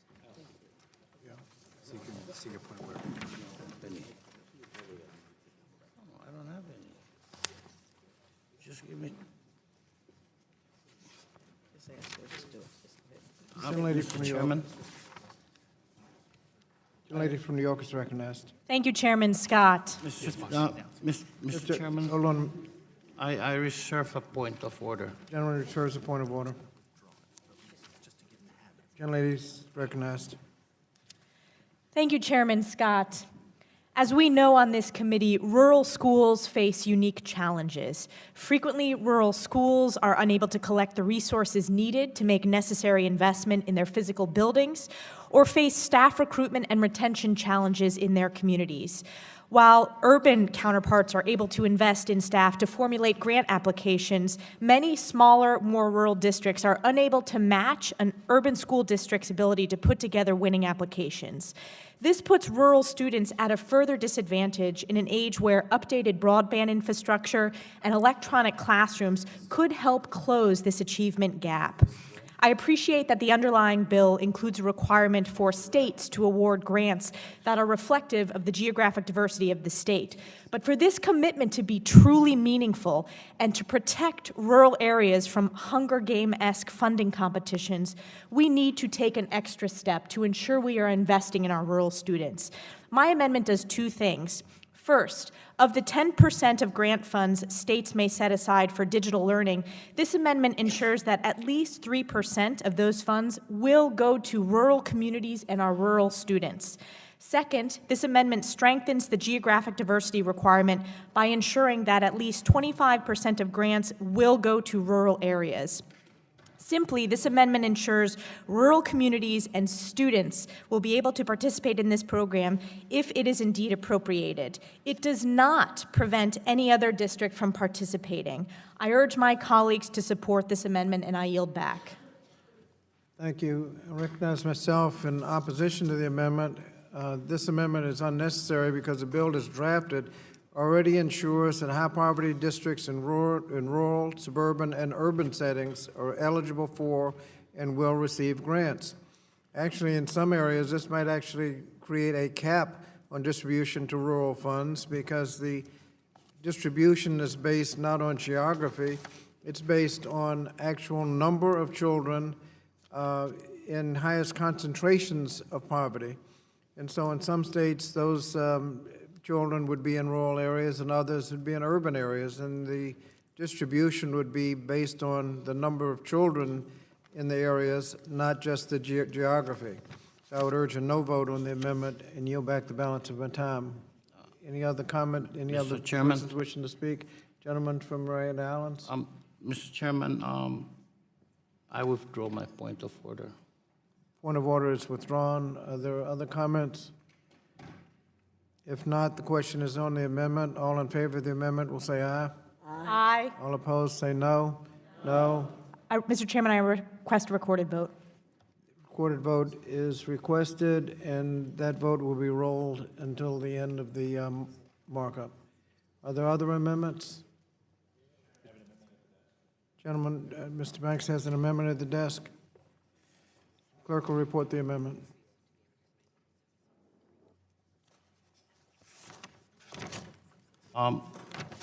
Mr. Chairman. Clerk. Mr. Chairman, I reserve a point of order. Gentleman reserves a point of order. An amendment to the amendment in the nature of a substitute to H.R. 865 offered by Mr. Banks of Indiana. Gentleman from Indiana. Thank you, Mr. Chairman. I understand the way this is going. My bill is going to be ruled not germane, but I want to explain it anyway, and at the end of my comments, I will withdraw my amendment. And I also will afford my colleagues the courtesy of brevity and be very quick at the same time as well. My amendment is simple. It's about priorities. Before we add a new program that likely, by the way, is not going to be funded, we should complete our current workload. Is there anything more embarrassing to every member of this committee that we have more than 10 laws on the books within the jurisdiction of the Education and Labor Committee that have expired?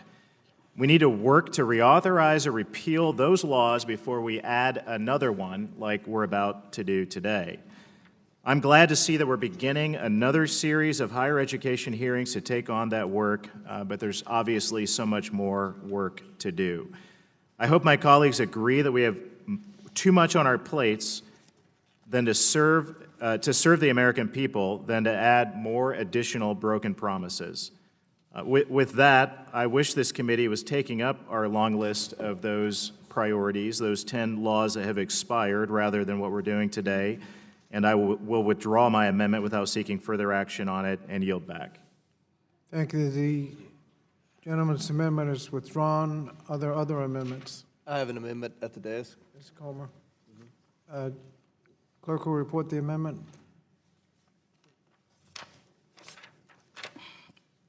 Mr. Chairman. Gentleman from Marion Islands. Mr. Chairman, I reserve a point of order. Point of order is reserved. An amendment to the amendment in the nature of a substitute to H.R. 865, offered by Mr. Comer.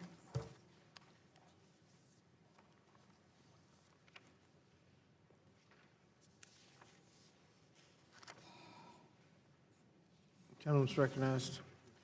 Thank you, Mr. Chairman. My amendment to the Rebuild America Schools Act is about providing honesty and transparency to the local school districts and states who would ultimately be tasked with the compliance and reporting requirements outlined in this bill.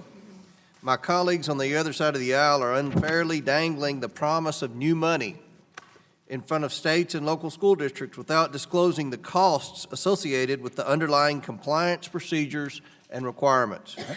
If the aim of this legislation is to provide relief to schools most in need of assistance, especially in rural areas like mine in the 1st Congressional District of Kentucky, where resources are already stretched thin and staff are already bogged down with burdensome regulations, we owe it to these folks to be upfront about exactly what comes along with these enticing opportunities. After school districts have signed on the dotted line, we cannot later reveal hidden costs wrapped in the red tape that were lurking beneath the surface of these shiny pools of money. This bill requires an entirely new database to be created which catalogs 20 separate elements.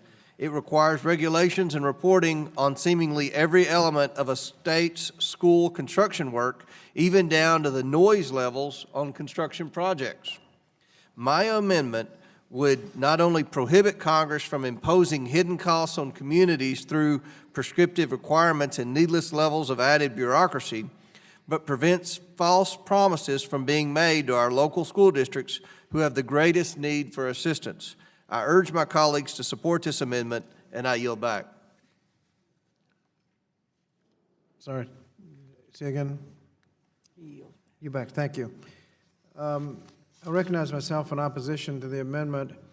In terms of compliance costs, the people most affected by those compliance costs are supporting the bill: the School Superintendents Association, Council of Great City Schools, National School Boards Associations, all support the legislation, and so this amendment, in my judgment, is not well taken. So I would urge a no vote and yield back the balance of my time. Other comments? Mr. Chairman? Gentleman? Mr. Chairman, I withdraw my point of order. Point of order is withdrawn. Are there any other comments? Gentlelady from North Carolina. Mr. Chairman, as I indicated earlier on, we make a lot of promises. This amendment's about honesty. We don't need to be surprising the state or school district with all the additional cost, and I think this is an amendment we should all support. Gentlelady yields back. Other comments? There being no other comments, the motion is on the amendment. All in favor of the amendment will say aye. Aye. All opposed, say no. No. Chairman, I ask for a recorded vote. Recorded vote is requested, and that will be rolled until the end. Are there other amendments? Gentleman from Indiana, clerk will report the amendment. Amendment to the amendment in the nature of a substitute to H.R. 865, offered by Mr. Banks of Indiana. Gentleman from Mariana Islands. Mr. Chairman, I reserve a point of order.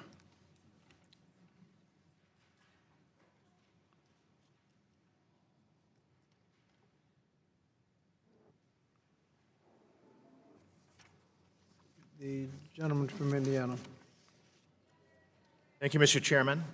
This amendment is about good stewardship of taxpayer funds. This amendment ensures that no funds authorized for this act can be used for lobbying or other advocacy activities. This is pretty straightforward. The funds made available by this act are clearly not meant to support lobbying efforts. All legislation considered by this committee should include provisions that will hold the grantees accountable. This amendment does just that by protecting these funds from being misused for purposes other than the intended use. I urge my colleagues to support this amendment, and I yield back. Thank you. I recognize myself in opposition to the amendment. The school districts aren't allowed to use their federal funds for lobbying. Since 1989, federal laws made it illegal to use federal funds to influence the receipt of federal contracts, grants, or loan funds.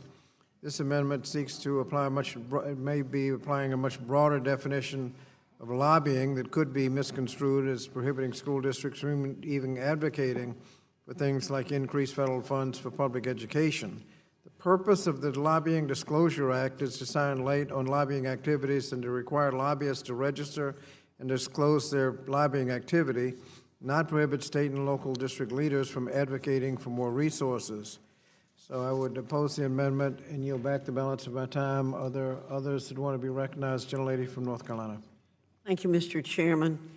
As my colleague said, all legislation considered by this committee should include provisions that will hold the grantees accountable.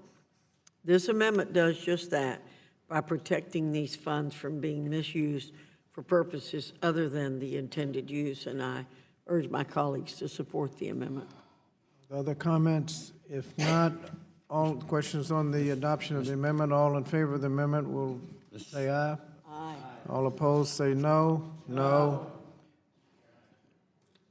Gentleman asked for a recorded vote. That will be rolled until the end of the markup. Are there other amendments? Mr. Chairman, I have an amendment at the desk. Mr. Wright, clerk will designate the amendment. An amendment to the amendment in the nature of a substitute to H.R. 865 offered by Mr. Wright. Gentleman from Maryland Islands. Mr. Chairman, I reserve a point of order.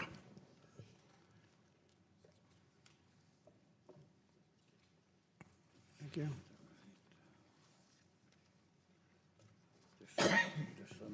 Mr. Wright, recognized. Thank you, Mr. Chairman. This is a very simple but very vital amendment that will protect school children of America from the worst predators we have out there. My amendment would prohibit local education agencies from receiving funding under this grant if they do not have and follow a policy that prohibits the hiring or contracting of an individual required to register as a sex offender.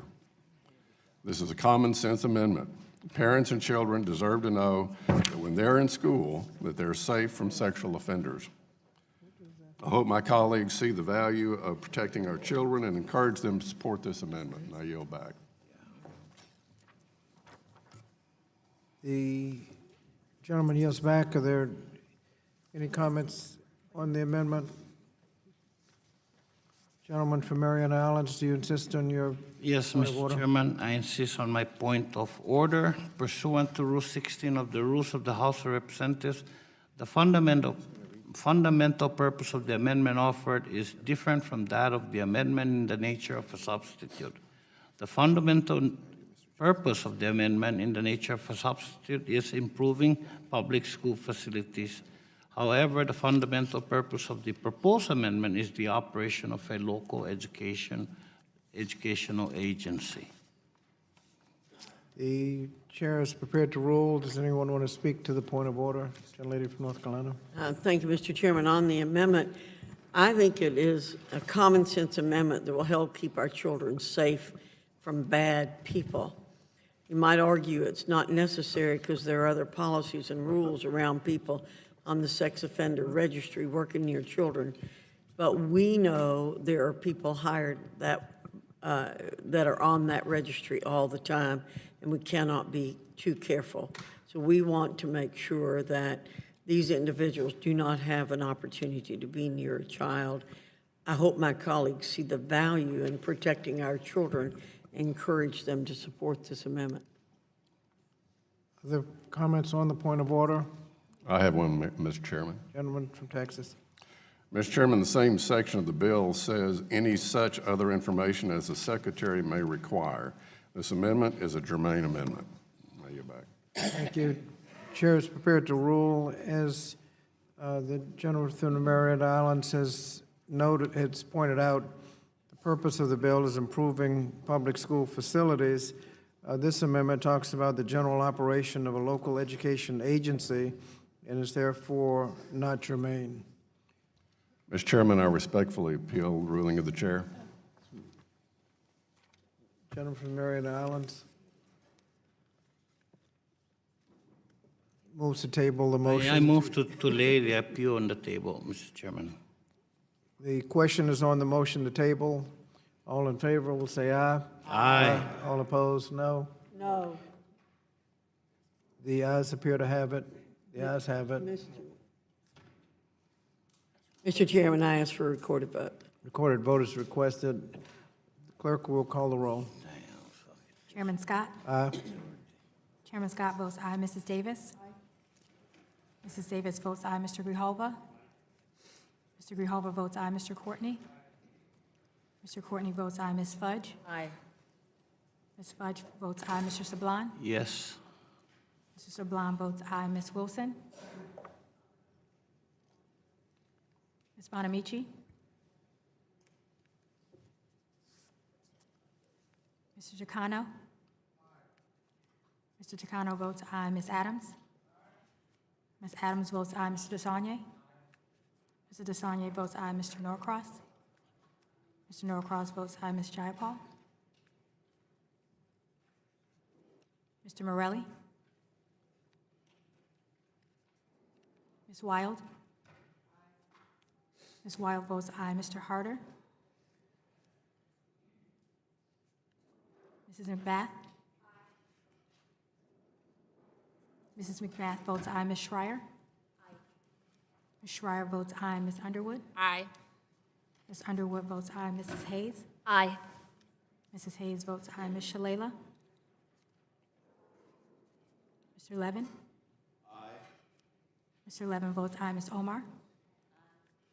Ms. Omar votes aye. Mr. Trone? Aye. Mr. Trone votes aye. Ms. Stevens? Ms. Stevens votes aye. Mrs. Lee? Mrs. Lee votes aye. Mrs. Strahan? Mrs. Strahan votes aye. Mr. Castro? Mrs. Fox?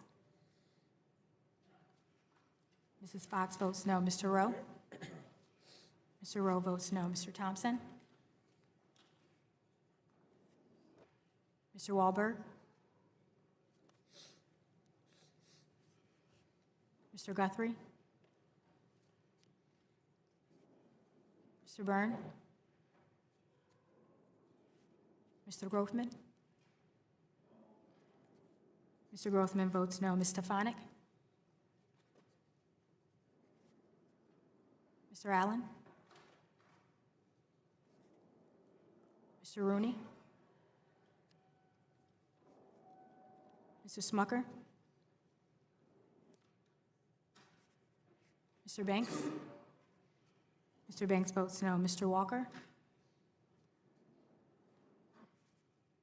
Mr. Comer? Mr. Comer votes no. Mr. Klein? Mr. Klein votes no. Mr. Fulcher? Mr. Fulcher votes no. Mr. Taylor?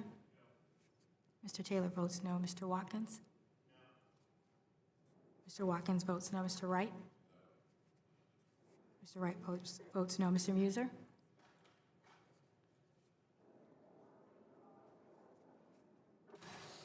Mr. Timmons? Mr. Timmons votes no. Mr. Johnson? Mr. Johnson votes no.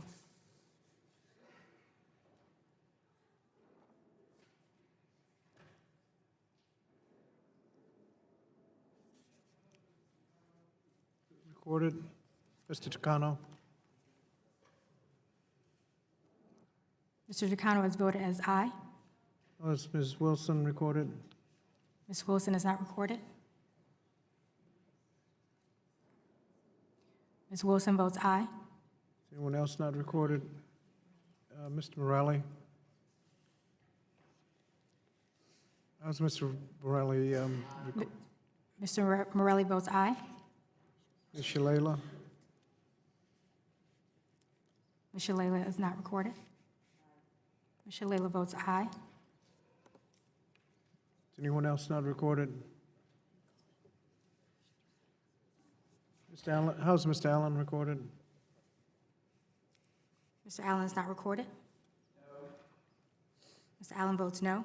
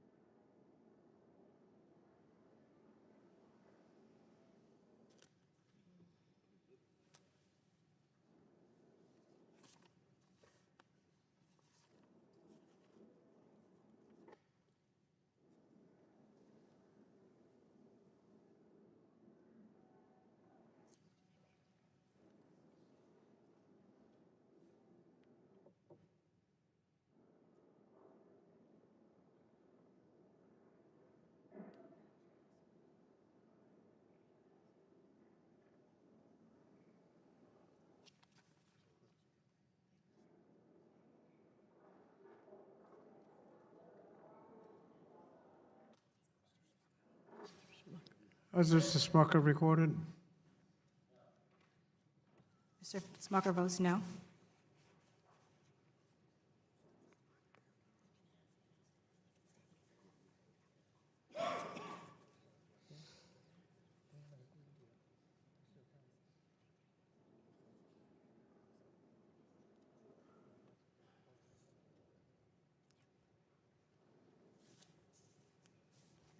Clerk will report. Mr. Chairman, on this vote, there are 24 yeas and 14 nays. The motion to table passes. Are there further amendments? Further amendments? There are no further amendments. Yeah, I have an amendment. There are Sorry. further amendments. Thank you for busy doing other things here. We talked a little bit before. Just a minute. Clerk will report the amendment. Amendment to the amendment in the nature of a substitute to H.R. 865, offered by Mr. Grothman. Gentleman is recognized for 5 minutes to Mr. discuss the Chairman? amendment. Mr. Chairman, I reserve a point of Mr. order. Gentleman reserves a point of order. Gentleman is recognized. Okay. I mentioned before about the inevitable difficulties of more federal government involved, really in anything, but particularly in education, in that with federal dollars comes federal control. And that's very frustrating for local school districts. This is a straightforward amendment saying that with regard to the provision that amendments be certified as green, which is going to increase gradually up to the year 2024, that this amendment will say that the Department of Education will not have to certify districts as green if by certifying a project as green, it increased the cost of the project. I think this is something that most local school districts would agree with. Again and again, at all levels of local government, cities, counties, everything, they again and again complain about having to spend money unnecessarily because federal dollars are involved. I also think that if a project does not cost more, you're going to be able to inevitably get more projects done, which is the underlying purpose of the bill. So that's the amendment, and I hope both sides of the aisle view it favorably. Gentleman yields back. Are there any comments on the amendment? I recognize myself, I oppose the amendment. I oppose the amendment because the committee has no jurisdiction over the EPA and can't mandate a process by which EPA would make the certification, and therefore the amendment effectively delays the implementation of the bill virtually indefinitely. According to the EPA, at least under past administrations, modest short-term investments in school buildings can yield significant benefits and cost savings, including enhanced learning, improved staff productivity, increased school attendance, and reduced utility bills. I think it's a good idea, but this amendment is obviously not workable. Yield back. Are there other comments? Yeah, Mr. Chairman, Gentlemen, I withdraw my point of order. point of order is withdrawn. There are no other comments. The question is on the amendment. All in favor of the amendment will say aye. Aye. Aye. All opposed, no. No. Noes appear to have it. I'd like to ask for a roll call Gentlemen ask here. for a roll call vote, which will be rolled with the other votes. Are there other amendments?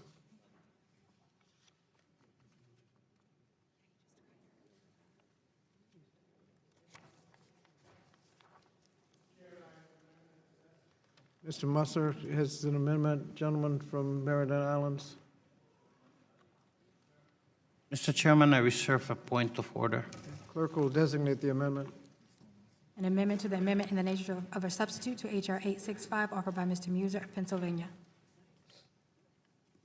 Gentleman from Pennsylvania will discuss his amendment. 5 minutes.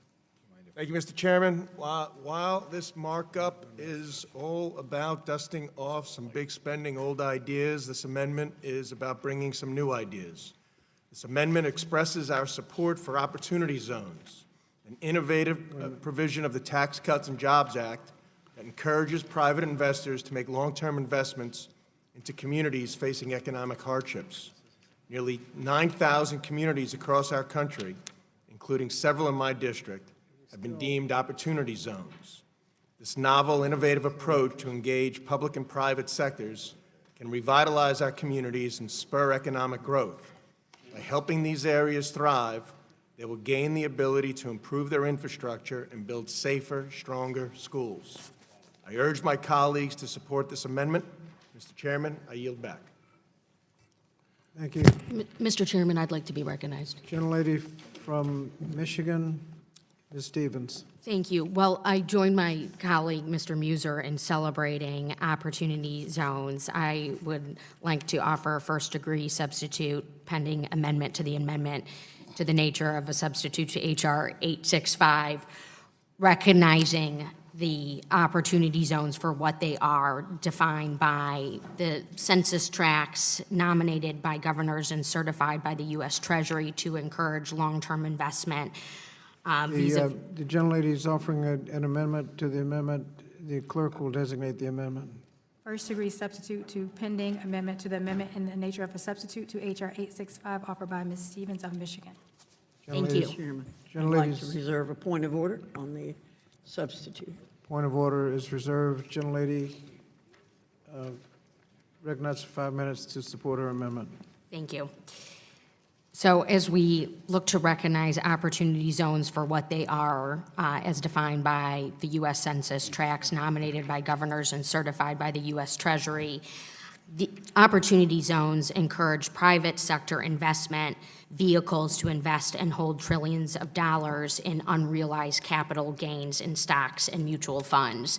Opportunity zones exist throughout the country as about 8,700 opportunity zones that are helping distressed communities, are helping realize untapped investment opportunities. And what this means for public schools is just that we can use funding of private sector dollars for the construction of public schools leased by the public sector. We need to make sure that opportunity zones are utilized for public schools and not charter schools, and that they are celebrated as what Mr. Muser recognized for the bipartisan nature that they exist as. Thank you.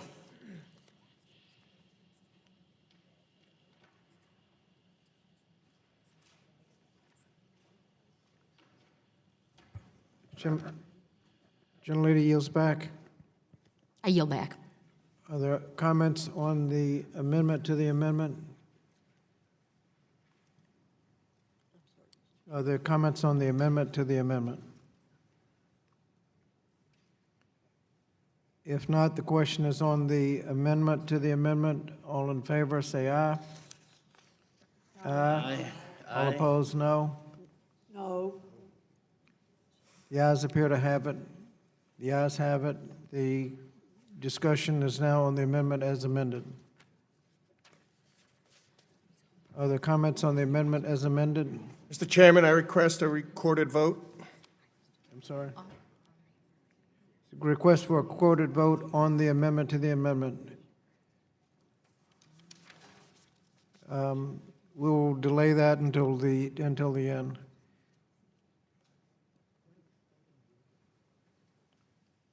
Are there other amendments?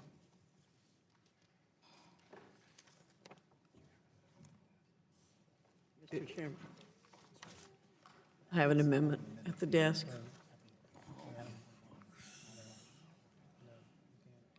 Mr. Chairman? Excuse me. Who's seeking recognition? Me, aye. Gentleman from Chairman, I Marietta. reserve a point of order.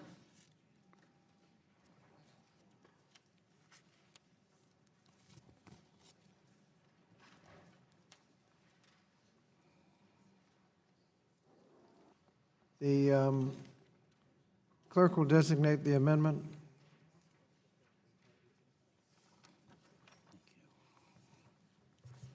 Amendment to the amendment in the nature of a substitute to H.R. 865 offered by Ms. Fox. Gentlelady is recognized for 5 minutes to discuss her amendment. Thank you, Mr. Chairman. This is an amendment about truth. As we've said at the hearing today, this bill represents more empty promises and failed priorities. This bill promises $70 billion in new funding for schools, but we have a litany of evidence that new programs don't necessarily equate to real funding.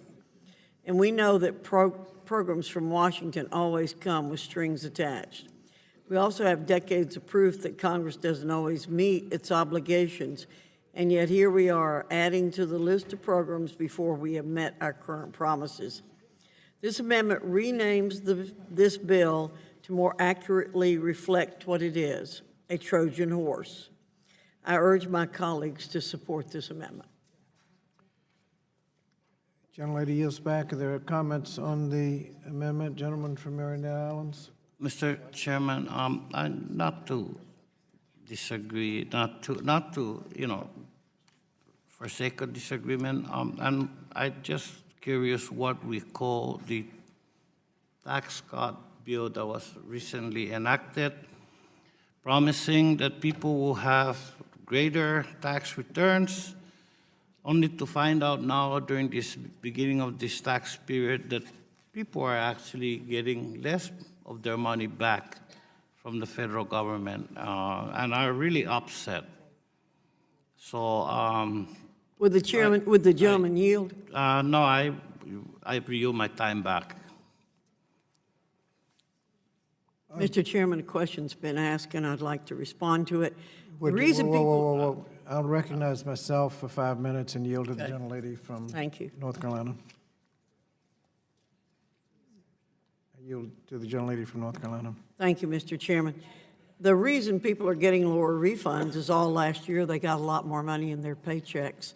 And this is another example of fake news because the media is trying to make something out of lower refunds, but that is good for people.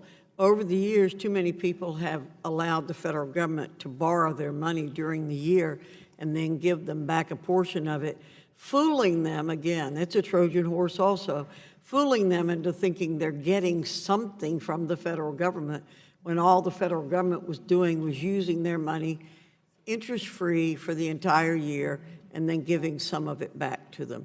So I think it's great that people are getting lower refunds because they got more of their money during the year when they could use it and didn't loan it to the federal government.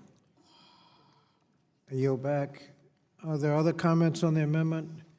If not, the question is on the amendment. All in favor of the amendment will vote aye. Aye. All opposed, no. No. Noes appear to have it. Noes have it, We'd like to have a recorded vote, Mr. and we're Chair. going to have a recorded vote. Are there other amendments? It seems to me the first order of business should be to take the recorded vote on the amendment to the amendment so that we can complete action on that amendment. And so the motion before us now is on the Stevens amendment to the Musser amendment. And there's a pending point of order. Does the gentlelady insist on her point of order?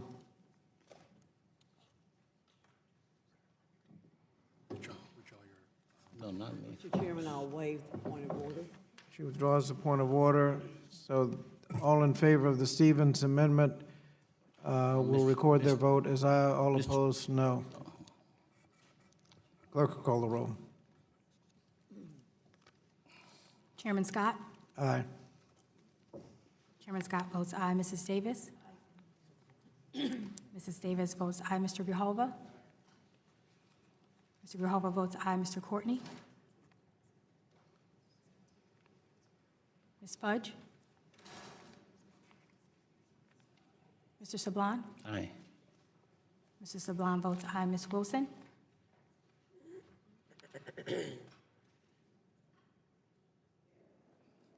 Ms. Wilson votes aye. Ms. Bonamici?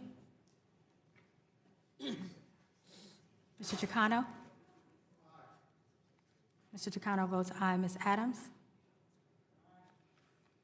Ms. Adams votes aye. Mr. DeSagne? Mr. Norcross? Ms. Jayapal? Mr. Morelli? Mr. Morelli votes aye. Ms. Wild? Ms. Wild votes aye. Mr. Harder? Mrs. McBath? Mrs. McBath votes aye. Ms. Schreier?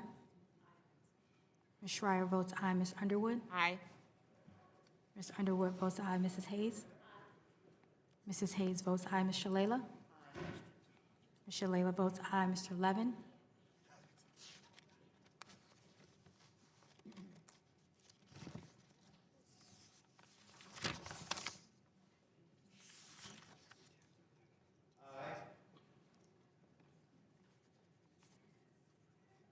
Mr. Levin votes aye. Ms. Omar?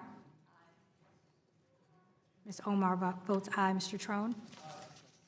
Mr. Trone votes aye. Ms. Stevens? Ms. Stevens votes aye. Mrs. Lee?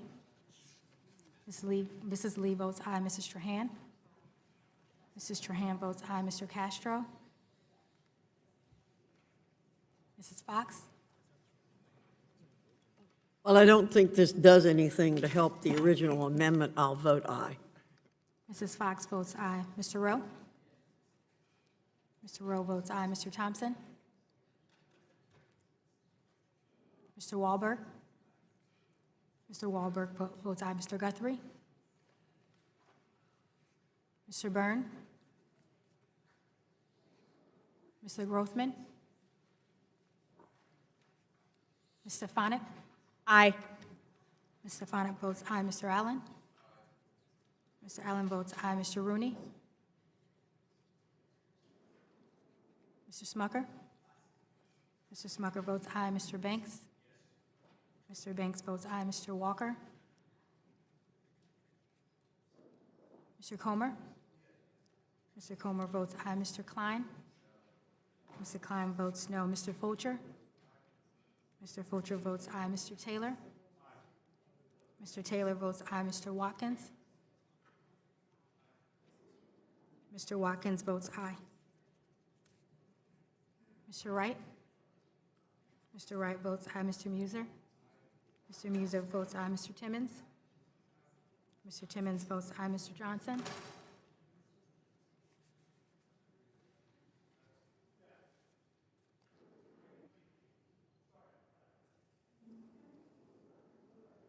Mr. Johnson votes present. Mr. Johnson votes aye.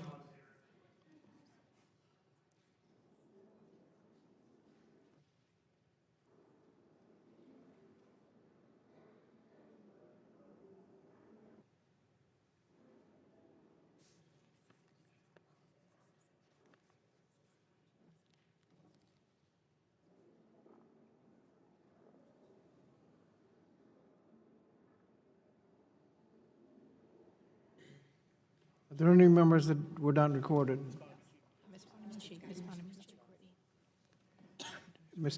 How's Mr. Courtney recorded? Mr. Courtney is not recorded. Mr. Courtney votes aye. Ms. Bonamici? Ms. Bonamici is not recorded. Ms. Bonamici votes aye. Mr. Harder? Mr. Harder is not recorded. Mr. Harder votes aye. Anybody else not recorded? Mr. Norcross, I'm sorry, Mr. Norcross? Mr. Norcross is not recorded.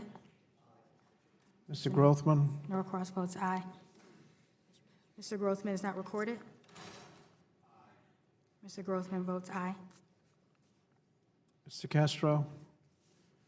Mr. Castro is not recorded. Mr. Castro votes aye.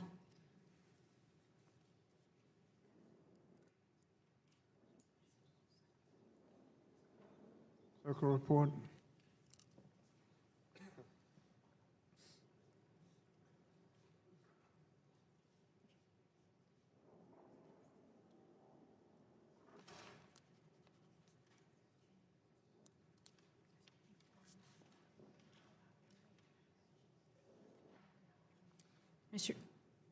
Mr. Chairman, on this vote, there are 41 ayes, 1 nay. The amendment to the amendment passes. The question now is on the underlying amendment as amended. All in favor, say aye. Aye. All opposed, no. The ayes appear to have it. The ayes have it. Are there other amendments?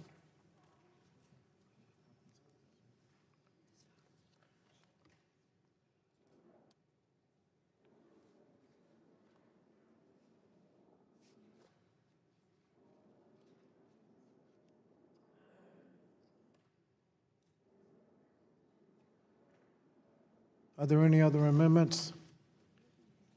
If not, we have several roll votes, and we will suspend now the votes on this amendment, on this bill. First, ask for a motion on the previous question. All in favor of the previous question will vote aye. Aye. All opposed, no. So the amendments on this bill are closed. We will now proceed to the next bill. I've made my comments on the Paycheck Fairness Act, and I believe the ranking member wants to make her comments now.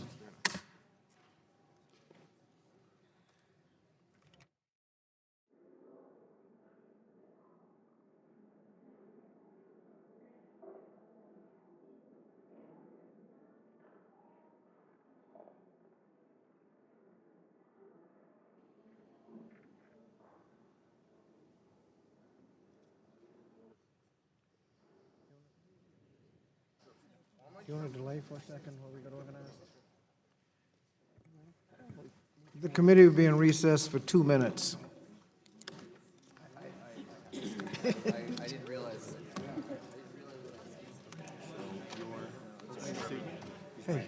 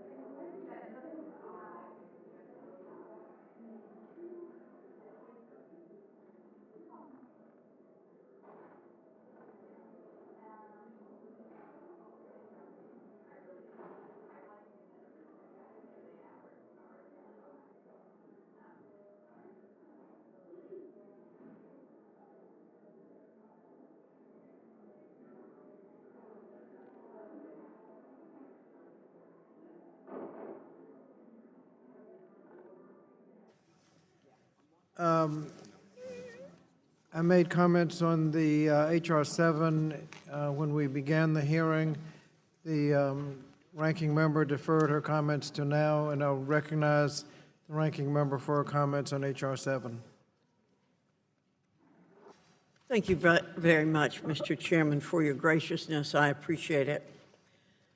Mr. Chairman and members, I wish we could outlaw stupidity.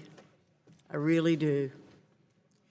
Discrimination on the basis of sex is wrong, and it is illegal.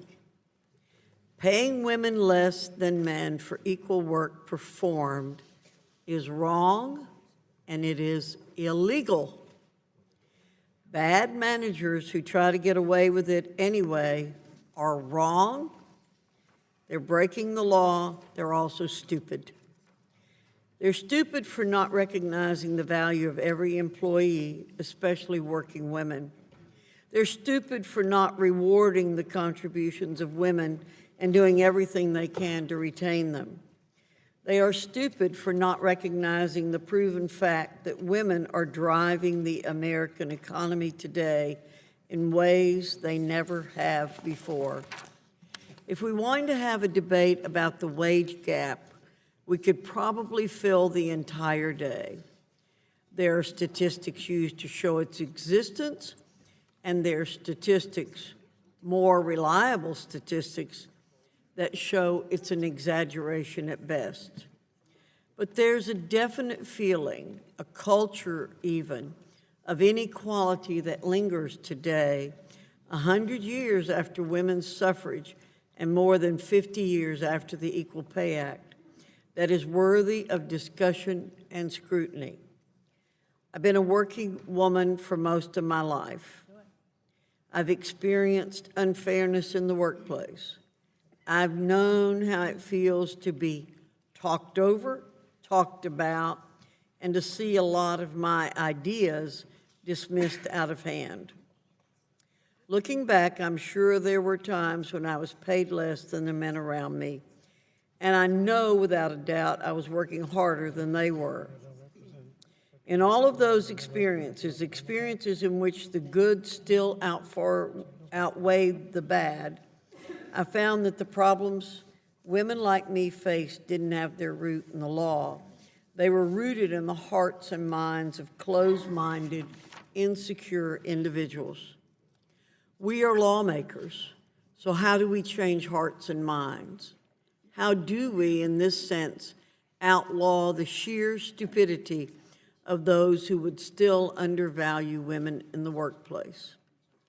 I'm not going to declare it can't be done. Hope springs eternal. But I know for certain it cannot be done with the bill before us today. Take a walk through a grocery store, a drugstore, and even a hardware store, and you'll find all sorts of products that are cleverly marketed to women. Sometimes the marketing isn't even that clever.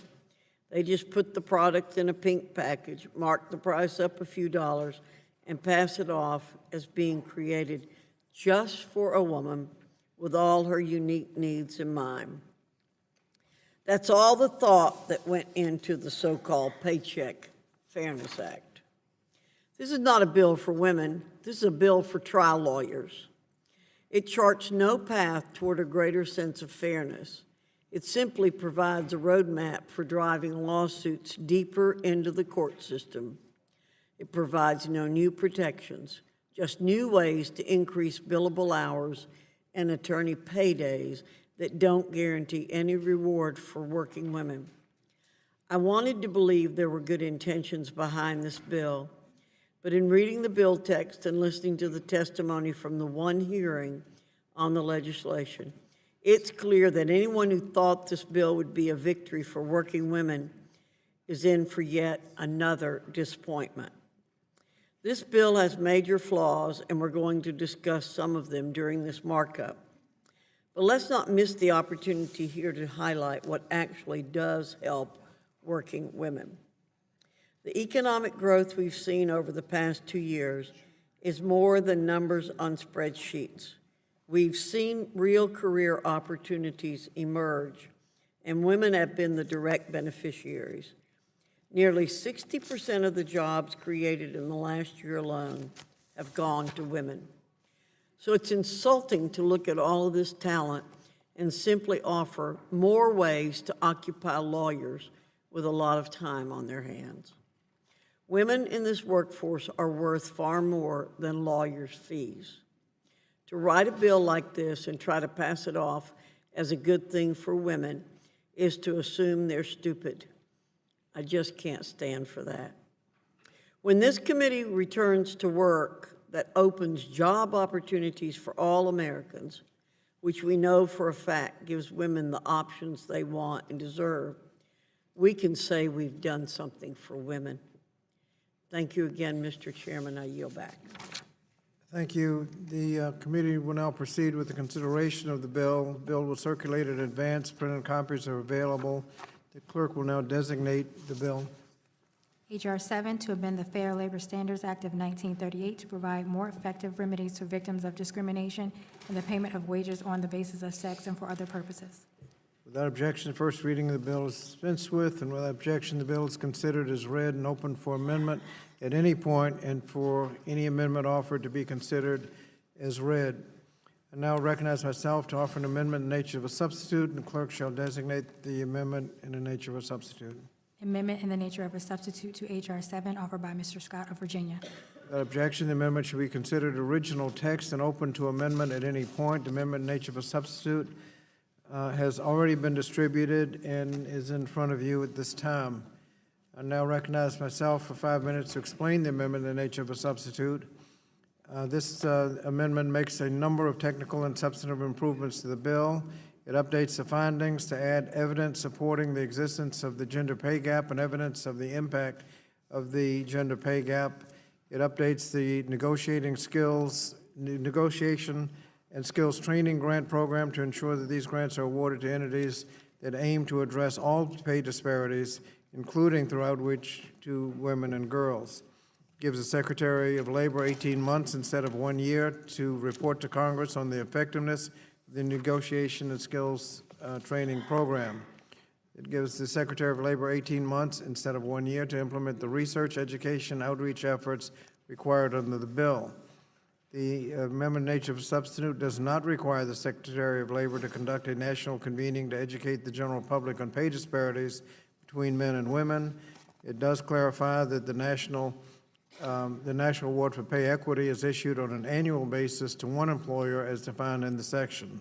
Changes the authorization of appropriations from $15 million to such sums as may be necessary to carry out the act, and it adds a standard severability clause. The other members who wish to be recognized in further discussion in the amendment nature of a substitute, recognize the gentleman from Alabama, Mr. Byrne. Thank you, Mr. Chairman. At the one hearing we had on this bill before the committee decided to have this markup, I pointed out that the Paycheck Fairness Act offered no new protections against pay discrimination.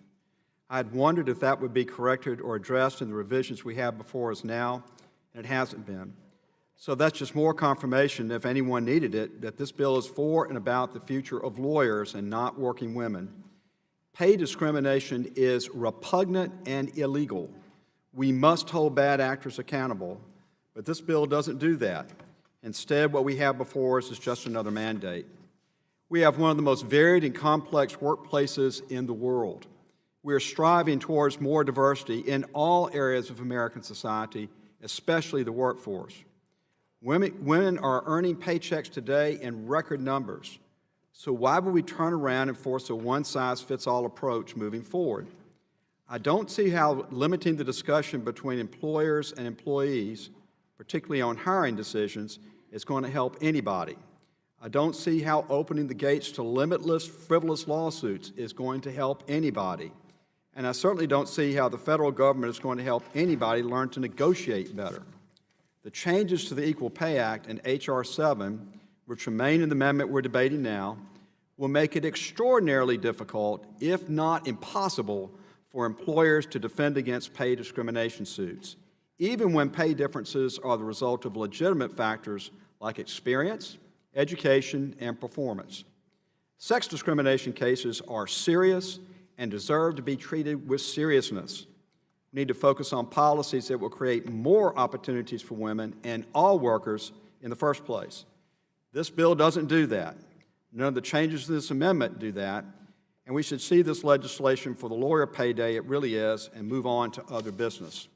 Mr. Chairman, I ask unanimous consent to submit letters in opposition to H.R. 7 into the record from the H.R. Policy Association, the College and University Professional Association for Human Resources, the Society of Human Resource Management, the National Federation of Independent Business, and a coalition letter signed by the following organizations: the Associated Builders and Contractors, the International Franchise Association, the HR Policy Association, the National Association of Manufacturers, the National Federation of Independent Business, the National Restaurant Association, the National Retail Federation, the Retail Industry Leaders Association, the Society for Human Resource Management, and the U.S. Chamber of Commerce. Without objection. With that, I yield back. Thank you. Who else desire to speak on the amendment nature for substitute? Gentlelady from Oregon. Thank you very much, Mr. Chairman. I move to strike the last word. Gentlelady is recognized for 5 minutes. Thank you, Mr. Chairman. The Equal Pay Act has been law for more than half a century.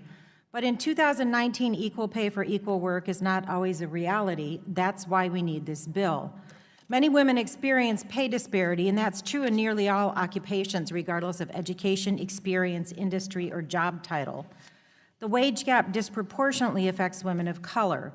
Gender-based wage discrimination is an injustice to millions of working families, and closing the wage gap is an economic imperative. I'm proud to be an original co-sponsor of the Paycheck Fairness Act because it will help achieve equal pay for equal work by eliminating loopholes that have allowed gender-based wage discrimination to continue. Earlier this month, I was honored to chair the subcommittee hearing on persistent gender-based wage discrimination. We heard witnesses describe how insufficient enforcement and loopholes in the Equal Pay Act and in Title VII of the Civil Rights Act result in barriers to detecting wage discrimination and to holding employers accountable. For example, a lack of easily accessible data on hiring and wages has made it difficult to detect, let alone prevent, wage discrimination. Under the Obama administration, the Equal Employment Opportunity Commission, the EEOC, planned to start tracking previously uncollected pay data that could reveal useful trends on employment and gender wage discrimination. Unfortunately, the Trump administration stalled these plans, eliminating an important development on pay data transparency. Fortunately, the Paycheck Fairness Act includes a provision to require the EEOC and the Department of Labor to collect information from employers on compensation disaggregated by sex, race, and nationality to help to detect pay discrimination. Even when wage discrimination is discovered, working women still face significant barriers to fulfilling the heavy burden of proof for holding discriminating employers accountable.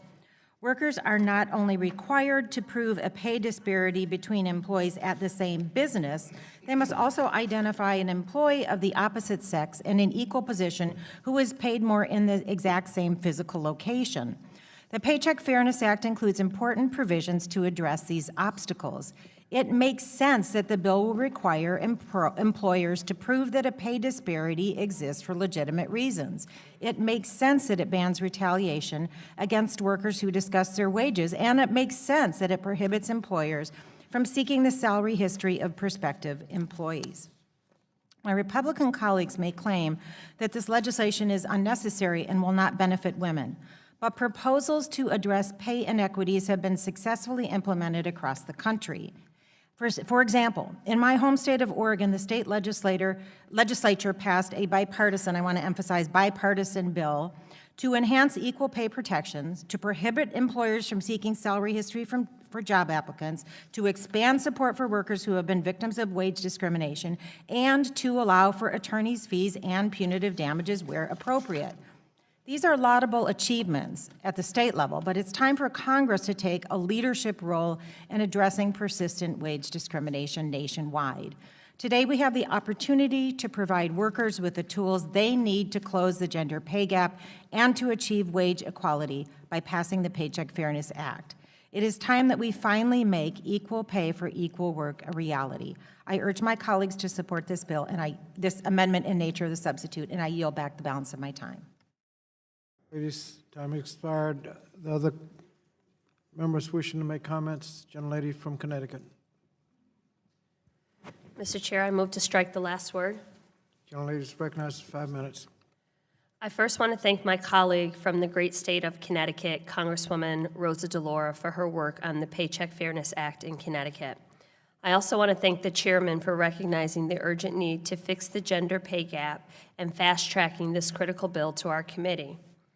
In Connecticut, Black women earn just 63 cents to a man's dollar, while Latina women earn only 54 cents per dollar. Women continue to earn 21% less than their male counterparts working the same exact job in my state. While my state prohibits wage discrimination and protects workers who share their salaries or who sue to attain equal pay, it does not prohibit employers from using salary history to determine wages. Around the country, many women continue to be silenced in the workplace, afraid or prohibited from talking about or taking fault with their salaries, without the fear of retaliation or losing their jobs. Perhaps most striking to me, however, is how societal inclination towards gendering professions has led to a devaluation of professions typically dominated by women, pink-collar jobs they call them. As a teacher, I've seen this firsthand.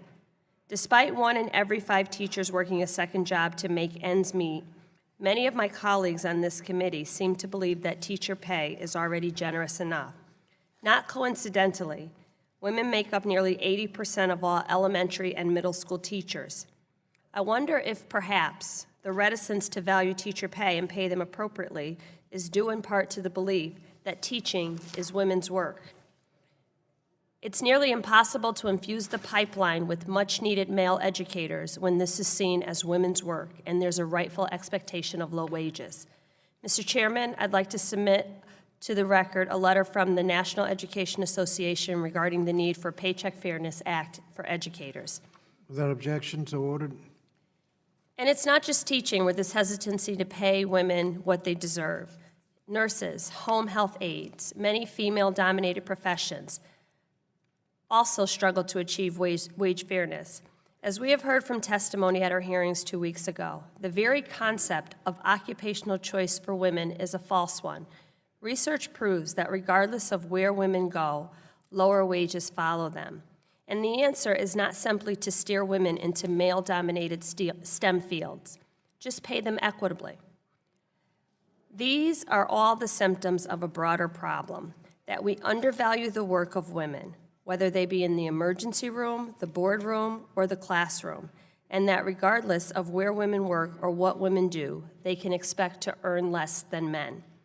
I'm proud today to support the Paycheck Fairness Act, a bill that will go a long way to rectify these deeply entrenched societal problems and help finally put women on equal footing. Once again, I thank Congresswoman DeLauro and the chairman for their leadership on this bill, and I look forward to voting for its final passage on the floor of the House. Thank you, Mr. Chair. I yield back. Thank you. The other comments? Gentleman from Michigan, Ms. Levin. Mr. Chairman, I'd like to strike the last word. Gentleman's recognized for 5 minutes. Thank you. I'm proud to be an original co-sponsor of the Paycheck Fairness Act, and I'm proud to speak up today in support of the amendment in the nature of a substitute. I'm especially pleased to work with you, Mr. Chairman, to make sure that that amendments to the Equal Pay Act made in the Paycheck Fairness Act will ensure equity for as many Americans as possible. And that includes ensuring that federal contractors are working to close the gender wage gap. By passing the Paycheck Fairness Act, we give the Office of Federal Contract Compliance Programs, which holds those who do business with the federal government responsible for complying with equal employment law, additional tools needed to combat pay discrimination. Through our work together on this, we're ensuring that the federal government leads by example and reinforces the message that federal dollars may not be spent in ways that are discriminatory or contribute to the gender wage gap. Equal pay for equal work is one of those issues where the evidence could not be clearer. In Michigan's 9th District, women's median annual wage is more than $10,000 lower than men's. Across our country, a woman makes just 80 cents on average for every dollar earned by a man, and that gap grows wider for women of color, much wider. If we allow this gap to persist, we're not just telling women they aren't worth as much as men, we're dealing real damage to entire families and to our economy. So failure to tackle the pay gap isn't just discriminatory, it's shockingly short-sighted. This bill has been co-sponsored by every single Democratic member of the House because we are all committed to wiping out the discrimination that has plagued our system for way too long. I couldn't be prouder to be part of that effort. Thank you, Mr. Chairman. I yield back. Thank you, gentleman. Yields back. Are there other comments? Gentleman from Wisconsin. Thank you. I hear the people speaking in favor of this bill, and I'm not going to say they're wrong. But when I read about this topic, you read different things. And I wish, even on the committee level, that we spend a little bit more time generating more facts in this regard. You hear the statistic now that women make 80% of what men make. But sometimes those studies are not adjusted for experience or the type of industry you're in or the job level you're in. And I'm not going to vouch for the things I'm saying today because we haven't looked into them to see whether they're accurate. But you get on the internet a little and you see things. There's a group called Pay Scale that does studies along this line. And reading their study, it's apparent that they, I guess I would say are somewhat of a liberal group. And they felt that when you adjust for experience in industry and job level, women make about 98 cents for what a man makes. You would say we still have a problem here, but it's different than talking about the 80% where you just put together all jobs, all occupations. Doing a little further research, there's something called the Foundation for Economic Education. They wrote an article about the number of men and the number of women who own houses.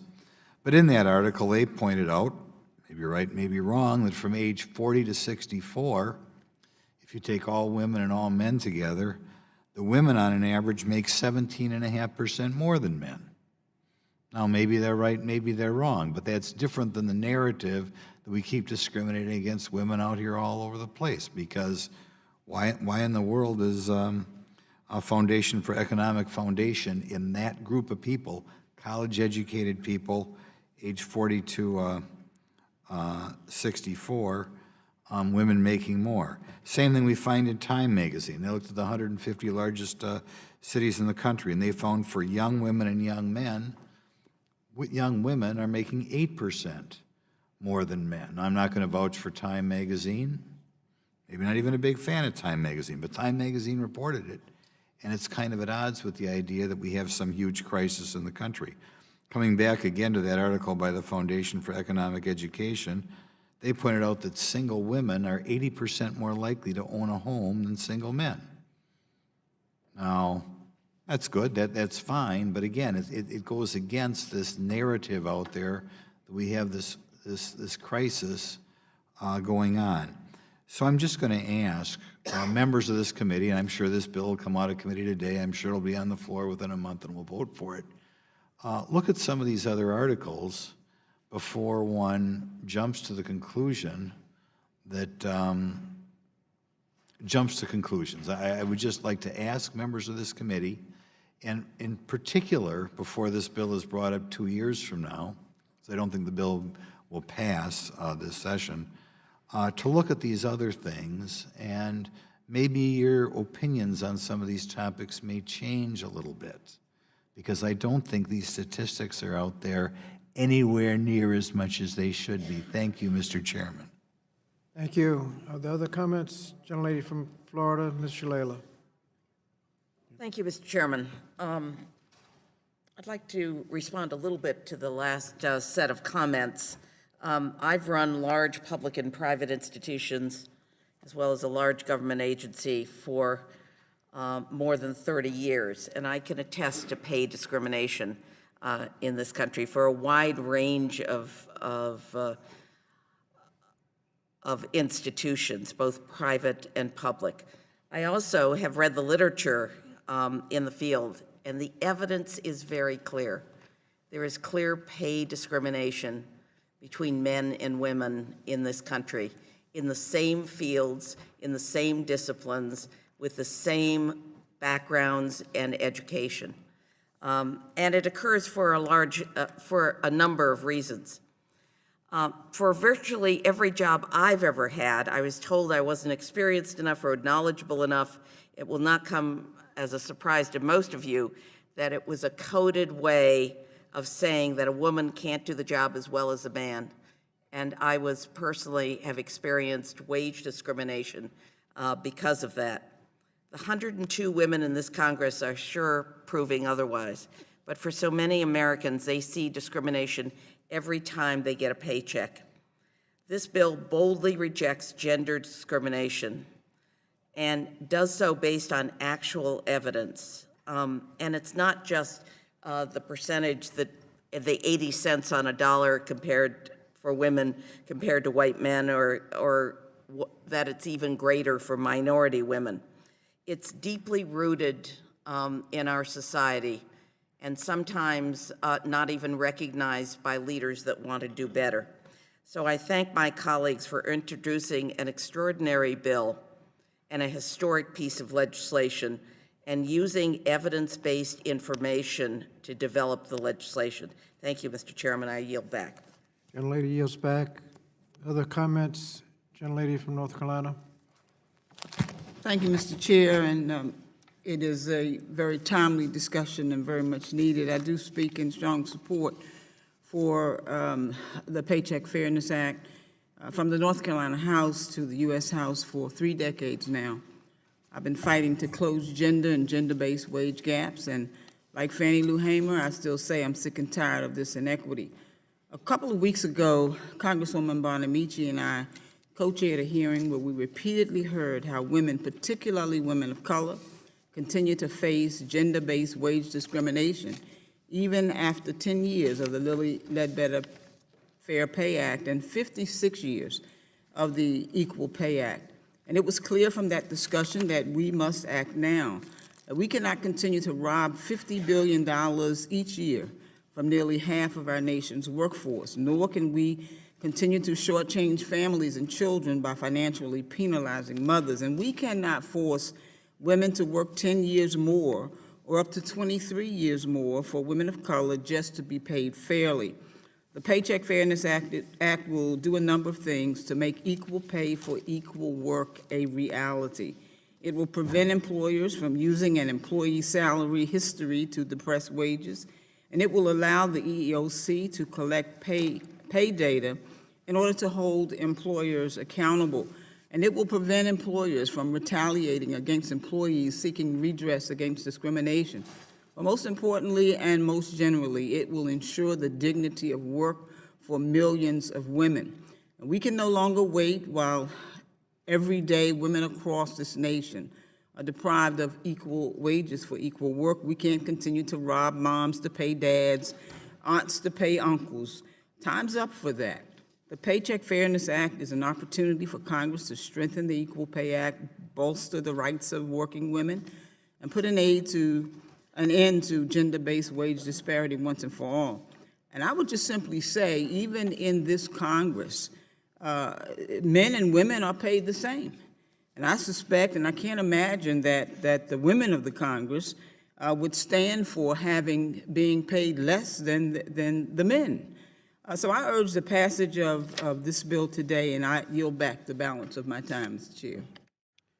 Thank you. Are there other members who want to be heard? If not, there being no further discussion on the amendment nature of a substitute, the committee will now move to consideration of amendments, beginning with those who had been pre-filed and are therefore on the roster. The first is the gentleman from Alabama, the attorney's fees amendment. The clerk does the gentleman wish to offer the amendment? I do wish to offer the amendment. The clerk will report the amendment. Amendment to the amendment in the nature of a substitute to H.R. 7 offered by Mr. Byrne. The gentleman from Alabama. Thank you, Mr. Wait, Chair. gentleman from Marionette Islands.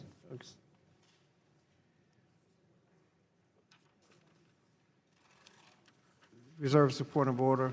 Mr. Chairman, I reserve a point of order. Gentleman from Alabama. Thank you, Mr. Chairman.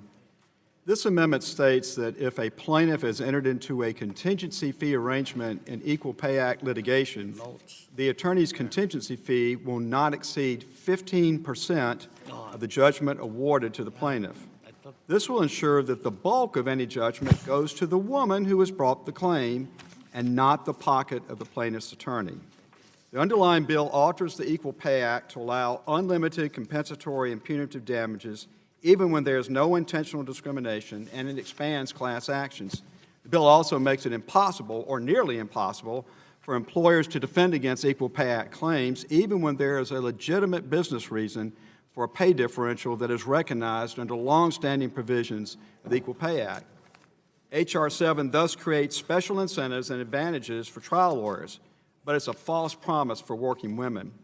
The bill actually encourages trial lawyers to file more lawsuits of questionable validity and to drag workers into the suits for the purpose of siphoning off the new pool of unlimited compensatory and punitive damages created by H.R. 7, lining their own pockets at the expense of the plaintiffs. While H.R. 7 dramatically tilts the playing field to the trial bar, this amendment, at a minimum, will ensure that a large percentage of the judgment will go to the woman who brought the Equal Pay Act claim and not to the plaintiff's attorney. If this amendment is adopted, trial lawyers will have to make do with 15% of the judgment. And let me assure you, that will be plenty for them to still earn their keep from these cases. Supporters of H.R. 7 say the bill is about helping victims of pay discrimination. If that's true, then all members of this committee should support this amendment, which will ensure the workers who win a judgment will receive a large percentage of it. The question is, Mr. Chairman, are we for the women who are seeking damages under this law, or are we for the lawyers? And I yield back. Thank you. Does anyone wish to speak in opposition of the amendment? Mr. Chair, I would like to. Gentlelady from Pennsylvania, Ms. Wild. Thank you, Mr. Chair. My colleague, Mr. Burns' proposed amendment, I think, seriously mistakes what a trial lawyer helping a client in this kind of matter goes through. In my 30-some years of litigation practice, during which I defended several employment claims and pursued a few, I will tell you that employment lawyers for claimants, the person who is claiming to be aggrieved, are very hard to come by. There are few lawyers who specialize in this field, and they understand the daunting experience that they are going to go through in pursuing their client's claim. Or, just to be clear, contingent fees are charged by lawyers who do work on behalf of people who do not otherwise have resources to pursue a cause of action, whether it be in the field of personal injury, employment, or something else. And these lawyers take considerable risk when they undertake a case because actually what they do is they enter into a contract with their clients that they will not charge them anything unless they are successful in recovering. And most of these cases also include that unless the case is successful, the costs of the litigation are also borne by the attorney. Now, in most other fields that are covered by contingent fee cases, such as personal injury cases, a typical contingent fee by a lawyer would be 1/3, 33%. Mr. Burns' amendment calls for attorneys' fees under H.R. 7 to be capped at 15%, less than half of what a contingent fee attorney could collect if he or she spent time on a relatively easy personal injury case, motor vehicle accident, or that kind of thing. To the contrary, these cases have to be very carefully evaluated. They undergo significant discovery periods.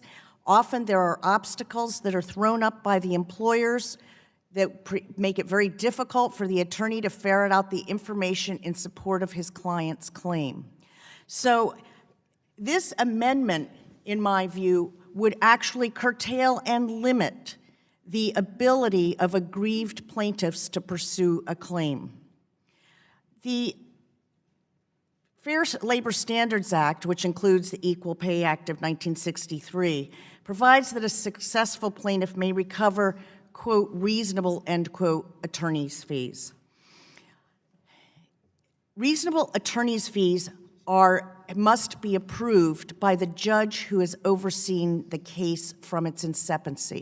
And that means that a judge who perceives that a lawyer is overcharging his client because the case wasn't as complicated as some of the ones I've described, is free to limit the amount of attorney's fees that that plaintiff can recover.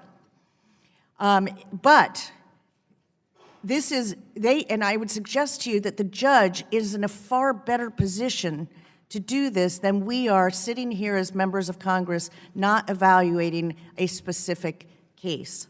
I believe that fee caps will result in less access to justice for employees who are seeking equal pay. And since the amendment would cover the entire Fair Labor Standards Act, it will impact claims for wage theft, failure to pay overtime, or the minimum wage. These are people who have already been aggrieved and are hurting financially. To hinder their ability to get an attorney because we want to impose false caps on the earnings of their attorneys is unfair to the employee, not to the attorneys. Because the attorney is always free to just not take that case, which is what will happen if there's a 15% limitation. I believe that attorneys will be incentivized to turn down meritorious cases if this is permitted. And it's a one-sided amendment. I think it's important to note that the fee cap amendment only affects fees where there are successful claims.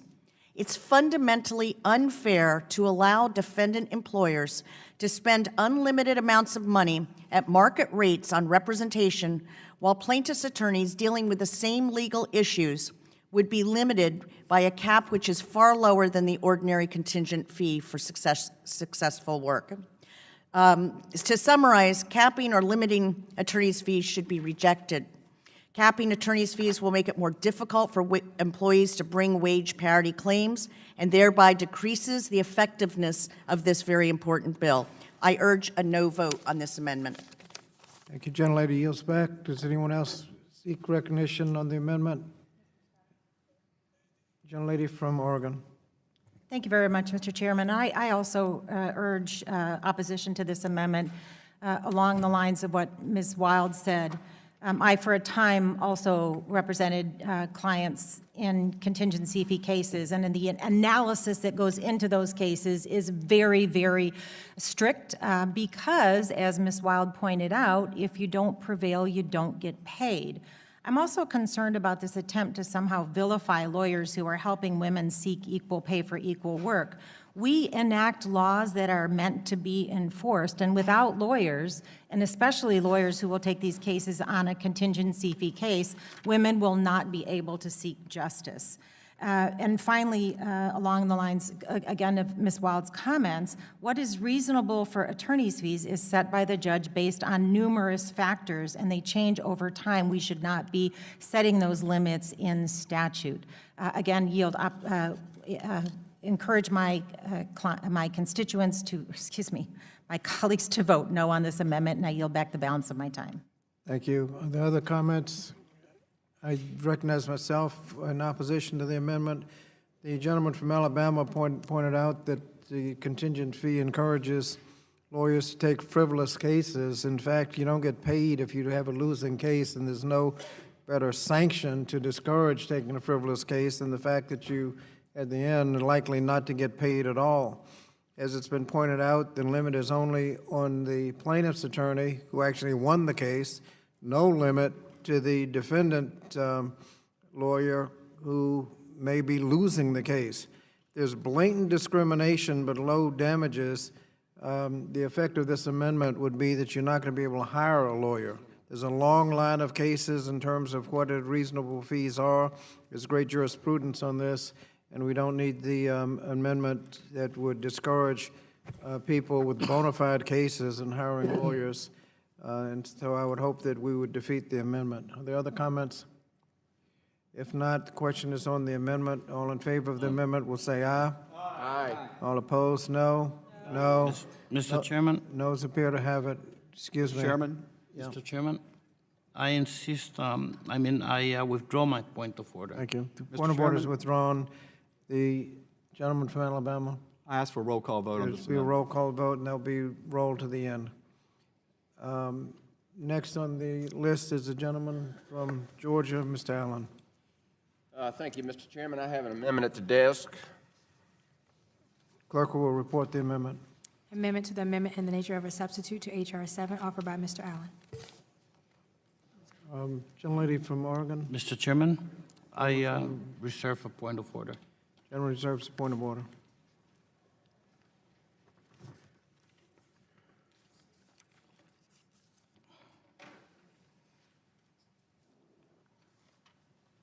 Gentleman from Georgia. Mr. Chairman, this amendment seeks to ensure that we do not harm the very people that my Democratic colleagues say they are protecting in H.R. 7. The bill dramatically increases liability, eliminates a business owner's ability to contest gender-based discrimination cases, expands damages, and encourages frivolous lawsuits. Taken as a whole, this bill will very likely limit or obstruct employers' efforts to recruit, hire, and promote workers, and to increase their pay. In addition, to avoid the unlimited liability created by this bill, employers will be hesitant to reward employee merit and success on the job, which will harm workers. The underlying bill will force employers to use rigid compensation formulas, such as those used in government employment. This amendment simply directs the Secretary of Labor to study and certify the effects of these equal pay amendments on employers' ability to recruit, hire, promote, and increase the pay of workers, and report back to Congress within 90 days. These provisions in H.R. 7 do not become effective until Congress receives and is given 90 days to review the Secretary's report. Further, this amendment provides that the equal pay amendments will not take effect if the Secretary of Labor determines that they significantly hinder employers in recruiting, hiring, promoting, and increasing the pay of employers, irrespective of gender. The bill before us will result in more lawsuits, more attorney's fees, more red tape, and more regulation for businesses while preventing business owners from defending themselves in court. It shouldn't be too much to ask that we at least determine what the impact of these radical changes will be on our workers. Too often in our rush to legislate, we create unintended consequences. Here, these consequences, fewer jobs for American households, a flattening of pay, and reduced workforce opportunity could be absolutely devastating. We should, at the very least, examine the potential consequences of these damages before we let them go into effect. As a small business owner for over 40 years of experience in creating jobs, I encourage my colleagues to join me in supporting this amendment. Thank you. Mr. Chairman, I'd like to be recognized. Gentlelady from Massachusetts is recognized, 5 minutes. Mr. Chairman, I want to move to strike the last word. Gentlelady is recognized. As one of the record number of women serving in this Congress, as a former executive in a male-dominated tech industry, and as a mother of 2 young daughters, we do not need another delay tactic to paying women, all women, equally to their male colleagues for the same work. The Paycheck Fairness Act was first introduced in the 105th Congress and has been reintroduced in every Congress since then. In fact, the same amendment was offered in 2008. There have been hearings outlining the need for this legislation in this and previous Congresses in both the House and the Senate. No studies were presented at the February 13th legislative hearing to show that the Paycheck Fairness Act would significantly hinder the ability of employers to recruit, hire, promote, and increase the pay of employees, irrespective of gender. A finding by the Secretary of Labor that something is likely to occur is not sufficient to limit the implementation of a bill that Congress has passed. This argument was originally introduced in 2008, and during the intervening years, no data has been presented to justify the need for this amendment. We all just celebrated, with the President during the State of the Union, a record number of women entering the workforce this past year. Let's give them the pay equality that they deserve and not delay paycheck fairness unnecessarily. I urge a no vote on this amendment. Gentlelady is back. Are there other comments on the amendment? If not, the question is on the amendment. All in favor of the amendment will vote aye. Aye. All opposed, no. No. Noes appear to have it. Mr. Chairman, I ask for a recorded vote. Mr. Chairman. Recorded vote is, excuse me, gentleman from the Mariana Islands. Thank you. Mr. Chairman, I withdraw my point of order. Okay, and a recorded vote is requested. That will be deferred until the end. Next on the agenda is the gentleman from Alabama. Have an amendment. I have an amendment, Mr. Chairman. Clerk will report the amendment. Amendment to the amendment in the nature of a substitute to H.R. 7 offered by Mr. Byrne. Gentleman from Mariana Islands. Yeah, Mr. Chairman. Gentleman reserves a point of order. Mr. Chairman, I reserve a point of order. Reserves a point of order. Gentleman from Alabama. Thank you, Mr. Chairman. This amendment would strengthen existing law under the Equal Pay Act, and it would eliminate the multiple provisions of the underlying bill that essentially eliminate an employer's ability to defend a pay differential that is based on a factor other than sex. First, the amendment adds the language, quote, bona fide business-related reason, close quote, to make clear to the courts that the factor other than sex defense in the Equal Pay Act cannot be used as a loophole or excuse for using sex as a factor. This language is consistent with how most circuit courts of appeals have interpreted this factor. There are some circuits that have allowed a lesser standard, but this language clarifies that a business-related reason must exist.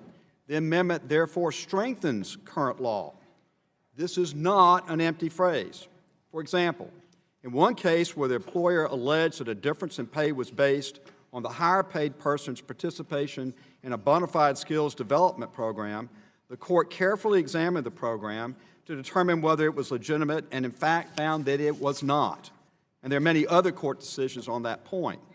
This amendment additionally strikes the remaining provisions of the underlying bill related to defenses. These unnecessary provisions require that even when an employer already shows the factor is other than sex, it must meet a number of illogical and insurmountable burdens, effectively paving an unimpeded path to the promise of unlimited punitive and compensatory damages for trial lawyers. One of the provisions relating to defenses in the underlying bill requires that a bona fide factor defense be, quote, consistent with business necessity, close quote, a broad and ill-defined term. We don't know how the courts will interpret that term, but we do know that the dictionary says it means, quote, absolutely essential, close quote, or, quote, indispensable, close quote. How can an employer prove that any one factor could rise to the level to be necessary for the survival of the business or near to it? Now, proponents of H.R. 7 will probably argue that this phrase has been adopted from Title VII as amended by the 1991 Civil Rights Act. But the phrase has spawned endless litigation because of its lack of clarity. Anyone who thinks this concept is simple and can just be carried over from Title VII has been misled. Further, the concept of business necessity was developed under controversial, so-called disparate impact analysis and cannot simply be slapped onto the Equal Pay Act, especially where, as mandated by H.R. 7, damages are unlimited. In contrast, under Title VII, in disparate impact cases, damages are limited to back pay and benefits. Another provision of the underlying bill requires that in addition to proving business necessity, an employer must prove that the bona fide factor defense counts for 100% of the differential in compensation at issue. This is impossible to do. How could an employer explain slight differences in compensation based on educational level, experience, or quality of work on the job? This provision is a perfect example of legislative overreach and exposes the true motives of the bill's sponsors. Finally, under H.R. 7, even if an employer meets these new unattainable requirements, it is still liable if the employee demonstrates an alternative practice exists that would serve the same business purpose without producing the pay differential, and that the employers refuse to adopt this alternative practice. This is another concept carried over from the disparate impact analysis in the Civil Rights Act of 1991 and slapped on to this bill. In sum, this amendment strengthens current law and eliminates the new and untested concepts of the underlying bill imposes on employers that would make it impossible for an employer to defend any difference in pay, even when based on any number of legitimate job-related factors. The end result of the underlying bill would create an impossible environment for business owners, large and small. It would result in endless litigation in front of judges and juries who will delve into employer compensation decisions, even when there's been a showing that those decisions are not based on sex. Alternatively, business owners will simply decide not to face liability of unlimited damages, and the end result will be a migration of pay into pay bands, which will result in everyone being compensated equally without regard to merit. This will stall upward mobility and hurt all employees striving to succeed on the job who want to be rewarded for their efforts. Mr. Chairman, I offer this amendment in good faith based upon years of experience practicing law in this area, and I yield back. Thank you. Does anyone want to speak in opposition? Gentleman from Michigan. Thank you, Mr. Chairman. I agree with my good colleague's assertion that the language that you've crafted here shows your true motives. And those motives are to end at long last pay discrimination in this country. To clarify, under the Equal Pay Act, an employer is not liable if the wage difference is due to merit, seniority, quality of production, or a factor other than sex.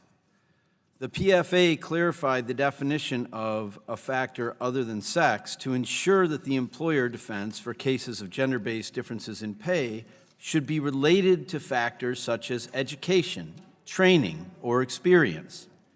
However, the gentleman's amendment muddies this clarifying provision by eliminating Section 3B of the ANS, which lays out the elements that employers must prove in order to show that gender-based pay differences are bona fide and not based on discrimination. Contrary to my Republican colleague's assertion, the Paycheck Fairness Act will not eliminate the factor other than sex defense, and it will not allow employees to determine an employer's business purpose. We need the Paycheck Fairness Act because many courts have found that the factors other than sex need not be business-related or even related to the particular position in question.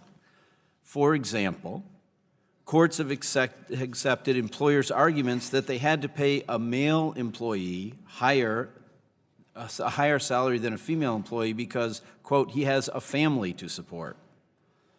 The Paycheck Fairness Act simply makes clear that the factor other than sex defense must be bona fide, job-related, and a true business necessity.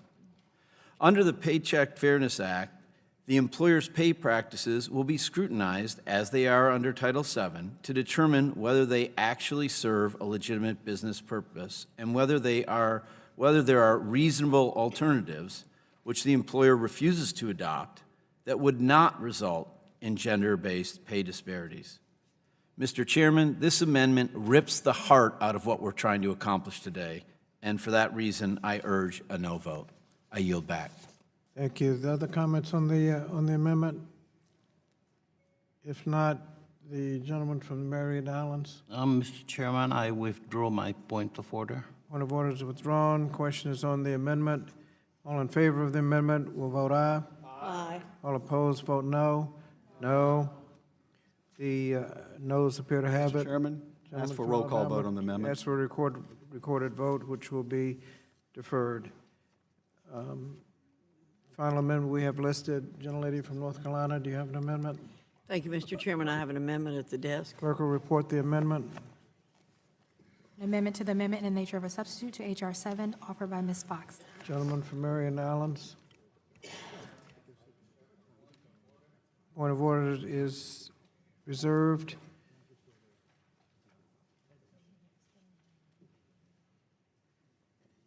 Gentlelady from North Carolina. Thank you, Mr. Chairman.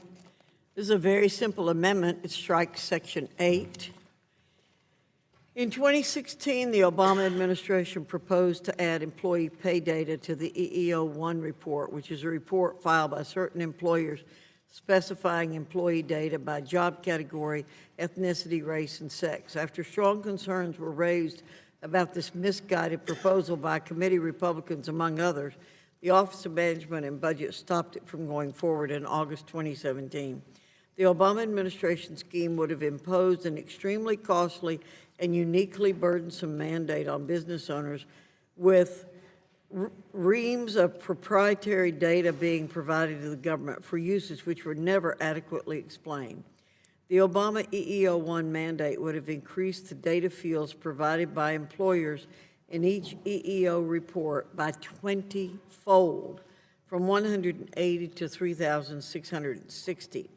In addition, it was also estimated that adding employee pay data to the EEO-1 form would have brought the overall cost to employers of submitting the report to approximately $700 million annually. H.R. 7's employee pay data mandate is even more extreme than the Obama proposal. In addition to collecting employee pay data, the bill requires the EEOC to collect hiring, termination, and promotion data. How the EEOC would collect this kind of data and how business owners would comply is anyone's guess. As with the previous scheme to expand the EEO-1, H.R. 7's provision raises many concerns. For one, H.R. 7 would pose several significant threats to the confidentiality and privacy of employee pay data. For instance, the EEOC shares the EEO-1 data with the Department of Labor, which in certain situations might release data, even if the EEOC would not. Moreover, time and again, we have seen massive and harmful data breaches of federal agencies. Requiring the EEOC to collect pay data would create yet another valuable target, and H.R. 7 fails to address the need for protection of employee data. As with the Obama EEO-1 scheme, I also have concerns regarding the data's lack of usefulness and whether the EEOC would be able to manage and interpret these massive amounts of employee pay data appropriately. And I've already mentioned the burden on employers of such a collection. For all of these reasons, this amendment strikes the provision requiring the EEOC to collect employee compensation data from employers broken down by race, sex, and national origin, and I urge committee members to support it. Gentlelady yields back. Does someone want to speak on the amendment? Gentlelady from Oregon. Thank you very much, Mr. Scott. I speak in opposition to the amendment. Gentlelady's recognized. Thank you, Mr. Scott. The EEOC collection of employment data from employers is a longstanding practice. Collecting pay data can expose trends in hiring, paying, and promoting employees, reveal sex-segregated jobs and unequal salaries, benefits, or bonuses. Some businesses might not be aware of discriminatory practices until the data is collected and analyzed. Once these issues are brought to light, businesses can create interventions that seek to correct or eliminate the problem. The Paycheck Fairness Act's requirement of pay data collection is especially critical because the Trump administration has blocked the EEOC's previous administrative initiative to collect this type of pay data using its existing legal authorities. The administration eliminated this essential data tool with virtually no explanation of its rationale, making it easier for employers to hide pay discrimination and shroud pay in secrecy. The government already collects sensitive data on the EEO-1 form, and the pay data is not reported to the EEOC on an individual level. Rather, the data is reported by job category and pay band. Since the EEOC has been collecting this data, they have not had a reported incident of data breach. I also want to add that multinational companies are already reporting this data to governments in other countries that have expanded their pay data collection and reporting requirements. The cost of collecting this data is far less than the collective cost to women, families, and society in general of gender-based pay discrimination, and I urge a no vote on this amendment and yield back the balance of my time. Gentlelady yields back. Anyone else want to comment on the amendment? I recognize myself briefly to comment that if there are gross, unjustified, and obvious disparities, not only will the business may not recognize it, but it's certainly not available to the EEOC, and that's why that's the purpose of this amendment, of this bill, and the amendment strikes that important language. If there are no other comments, gentlemen from Marion Islands? Yeah, Mr. Chairman, I withdraw my point of order. Point of order is withdrawn. The question now is on the amendment from the gentlelady from North Carolina. All in favor of the amendment will say aye. Aye. All opposed, say no. No. Noes appear to have it. Mr. Chairman, on that I ask for a recorded vote. Recorded vote is requested and will be deferred. Are there other amendments?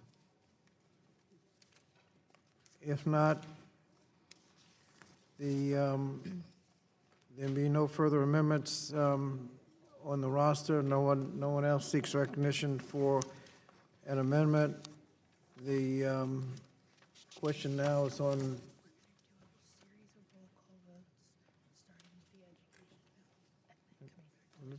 Let's continue this. Finish this while we're on it. The question now is on the amendments that have been deferred on H.R. 7. Recorded vote was requested on the amendment offered by the gentleman from Alabama, Mr. Byrne, on attorney's fees.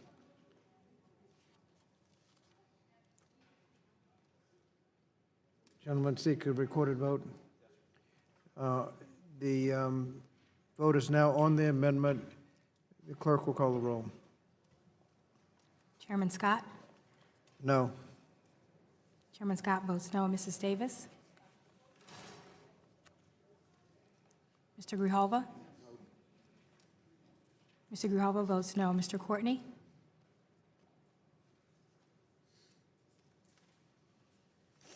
Ms. Fudge?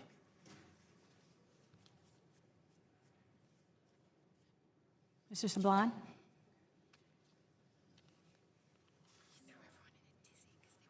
Mr. Sablon votes no. Ms. Wilson?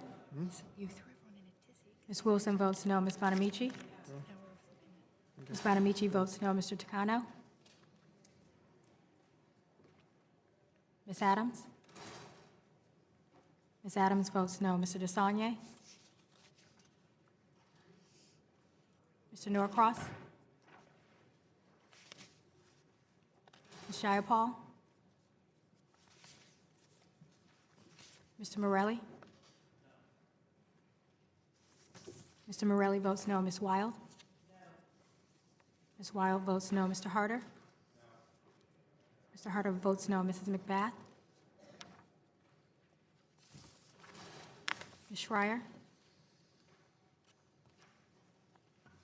Mr. Underwood? Mrs. Hayes?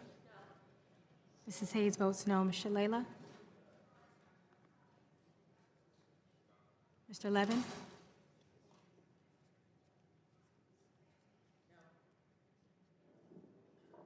Ms. Shalala votes no.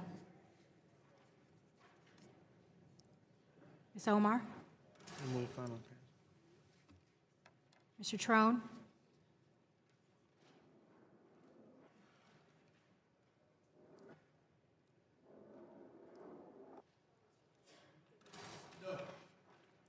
Mr. Trone votes no. Ms. Stevens? No. Ms. Stevens votes no. Mrs. Lee? Mrs. Lee votes no. Mrs. Trahan? Mrs. Trahan votes no. Mr. Castro? Mr. Castro votes no. Mrs. Fox? Yes. Mrs. Fox votes aye. Mr. Rowe? Mr. Rowe votes aye. Mr. Thompson? Mr. Thompson votes aye. Mr. Wahlberg? Mr. Wahlberg votes aye. Mr. Guthrie? Mr. Byrne? Mr. Byrne votes aye. Mr. Grothman?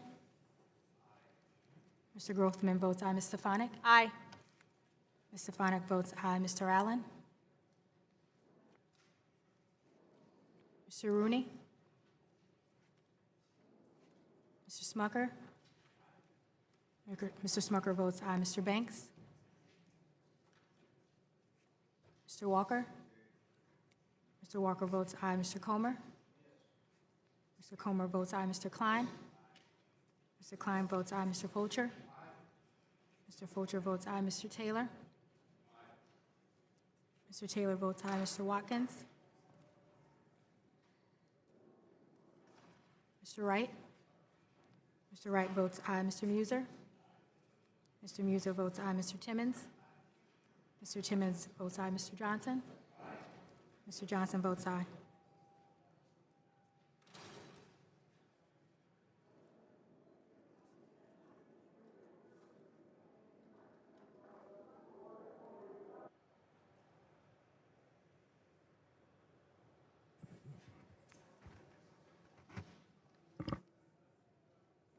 Recorded gentleman from Connecticut.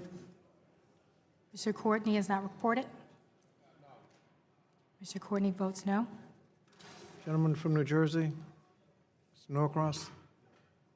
Mr. Norcross is not recorded. Gentleman from California, Mr. Takano. Mr. Norcross votes no. I'm sorry, can you repeat that? Mr. Brett. Mr. Brett. Brett Guthrie, I mean. We missed, Wait a minute. we missed a gentleman from California. Takano did.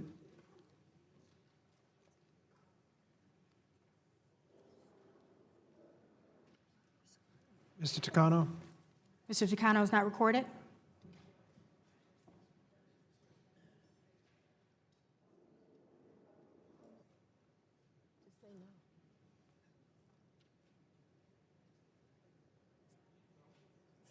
I think he already voted no.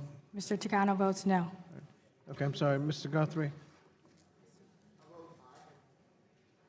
Mr. Guthrie votes aye. Mr. Allen. Mr. Allen is not recorded. Mr. Allen votes aye. Mr. Banks. Mr. Banks is not recorded. Mr. Banks votes aye.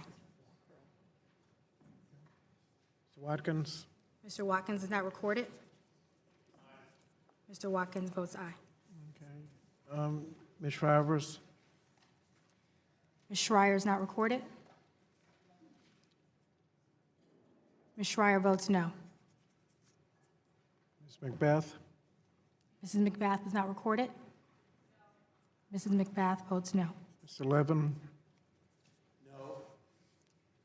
Mr. Levin votes no. Ms. Underwood. No. Ms. Underwood votes no. Ms. Omar. Ms. Omar votes no. Ms. Jayapal. Ms. Jayapal votes no. Anyone else not recorded?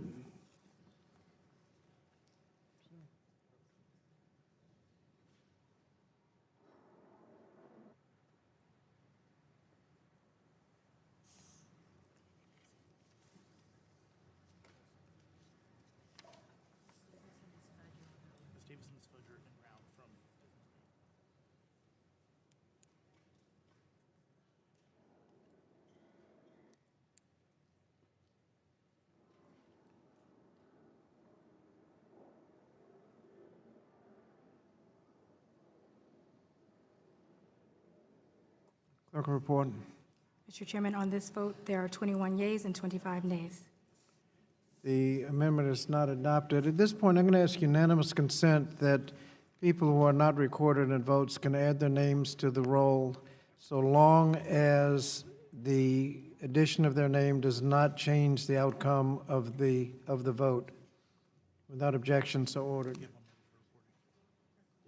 I've already announced the vote. The next amendment is the gentleman from Georgia, Mr. Allen, on bona fide factors. Clerk will call the roll. Chairman Scott? No. Chairman Scott votes no. Mrs. Davis? Mr. Grijalva? Mr. Grijalva votes no. Mr. Courtney? Mr. Courtney votes no. Ms. Fudge? Mr. Sablon?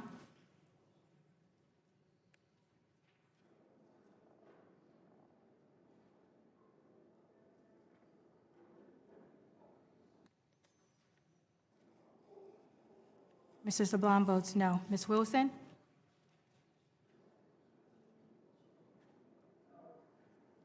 Ms. Wilson votes no. Ms. Bonamici? Ms. Bonamici votes no. Mr. Takano? Mr. Takano votes no. Ms. Adams? Ms. Adams votes no. Mr. DeSagne? Mr. DeSagne votes no. Mr. Norcross? Mr. Norcross votes no. Ms. Jayapal? Ms. Jayapal votes no. Mr. Morelli? Mr. Morelli votes no. Ms. Wild? Ms. Wild votes no. Mr. Harder? Mr. Harder votes no. Mrs. McBath? Mrs. McBath votes no. Ms. Schreier? Ms. Schreier votes no. Ms. Underwood? No. Ms. Underwood votes no. Mrs. Hayes? Mrs. Hayes votes no. Ms. Shalala? Ms. Shalala votes no. Mr. Levin? Mr. Levin votes no. Ms. Omar? Ms. Omar votes no. Mr. Trone? Mr. Trone votes no. Ms. Stevens? Mrs. Lee? Mrs. Lee votes no. Mrs. Strahan? Mrs. Strahan votes no. Mr. Castro? Mr. Castro votes no. Mrs. Fox? Mrs. Fox votes aye. Mr. Rowe? Mr. Rowe votes aye. Mr. Thompson? Mr. Thompson votes aye. Mr. Wahlberg? Mr. Wahlberg votes aye. Mr. Guthrie? Mr. Guthrie votes aye. Mr. Byrne? Mr. Grothman? Mr. Grothman votes aye. Ms. Stefanik? Aye. Ms. Stefanik votes aye. Mr. Allen? Mr. Allen votes aye. Mr. Rooney? Mr. Smucker? Mr. Smucker votes aye. Mr. Banks? Mr. Banks votes aye. Mr. Walker? Mr. Walker votes aye. Mr. Comer? Mr. Comer votes aye. Mr. Klein? Mr. Klein votes aye. Mr. Fulcher? Mr. Fulcher votes aye. Mr. Taylor? Mr. Taylor votes aye. Mr. Watkins? Mr. Watkins votes aye. Aye. Mr. Wright? Mr. Wright votes aye. Mr. Muser? Mr. Muser votes aye. Mr. Timmons? Mr. Timmons votes aye. Mr. Johnson? Mr. Johnson votes aye. Is anyone that did not record their vote?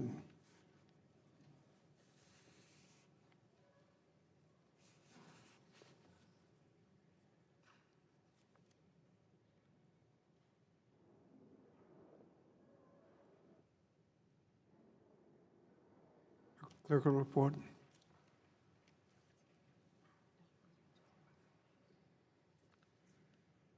Mr. Chairman, on this vote, there are 20 yeas and 25 nays. The motion is not adopted.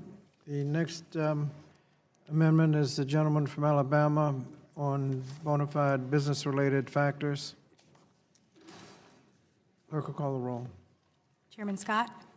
No. Chairman Scott votes no. Mrs. Davis? Mr. Grijalva? Mr. Grijalva votes no. Mr. Courtney? Mr. Courtney votes no. Ms. Fudge? Mr. Sablon? Mr. Sablon votes no. Ms. Wilson? Ms. Wilson votes no. Ms. Bonamici? Ms. Bonamici votes no. Mr. Takano? Mr. Takano votes no. Ms. Adams?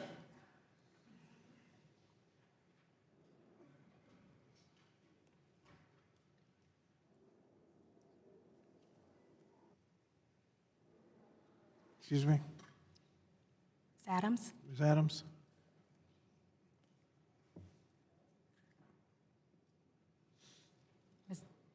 Ms. Adams votes no.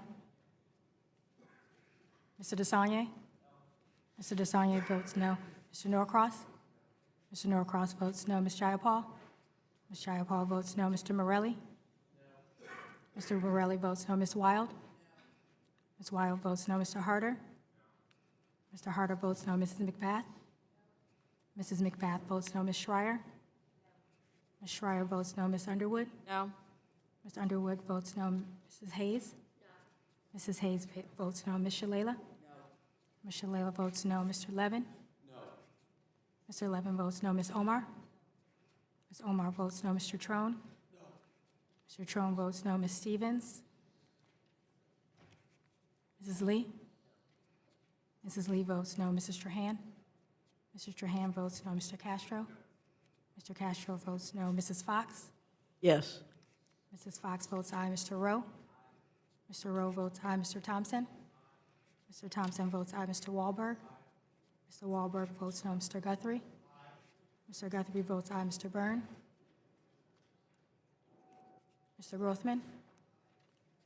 Mr. Grothman votes aye. Ms. Stefanik? Ms. Stefanik votes aye. Mr. Allen? Mr. Allen votes aye. Mr. Rooney? Mr. Smucker? Mr. Smucker votes aye. Mr. Banks? Mr. Banks votes aye. Mr. Walker? Mr. Walker votes aye. Mr. Comer? Mr. Comer votes aye. Mr. Klein? Mr. Klein votes aye. Mr. Fulcher? Mr. Fulcher votes aye. Mr. Taylor? Mr. Taylor votes aye. Mr. Watkins? Mr. Watkins votes aye. Mr. Wright? Mr. Muser? Mr. Muser votes aye. Mr. Timmons? Mr. Timmons votes aye. Mr. Johnson? Mr. Johnson votes aye.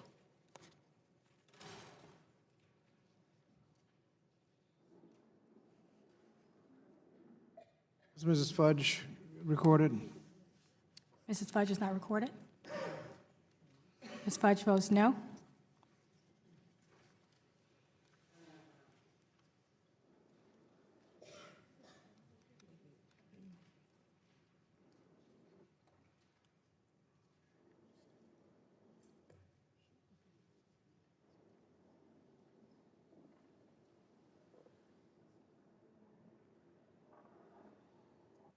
Clerk will report.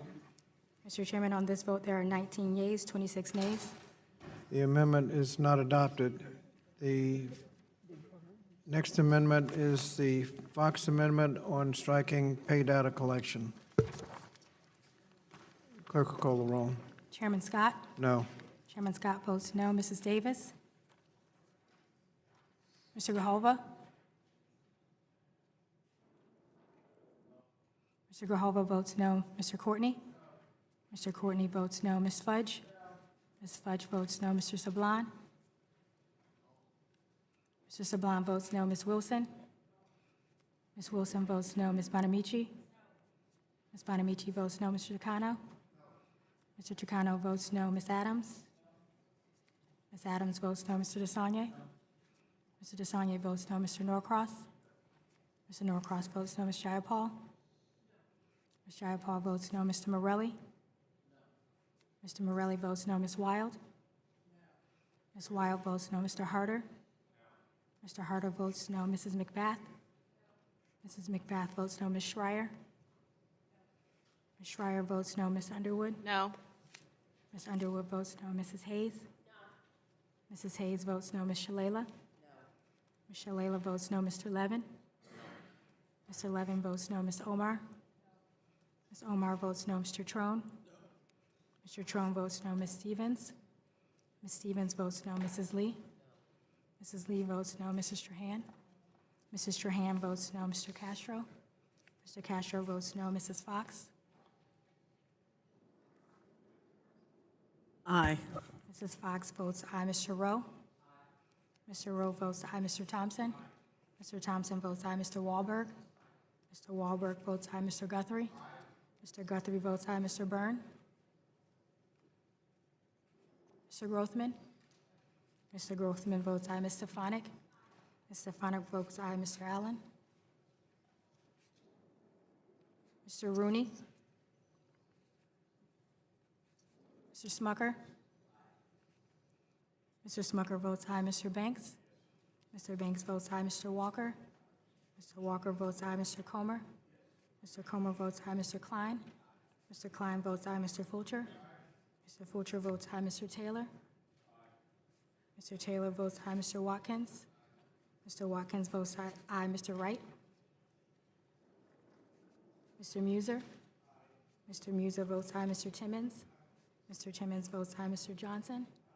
Mr. Johnson votes aye. Anyone not have their vote, his or her vote recorded?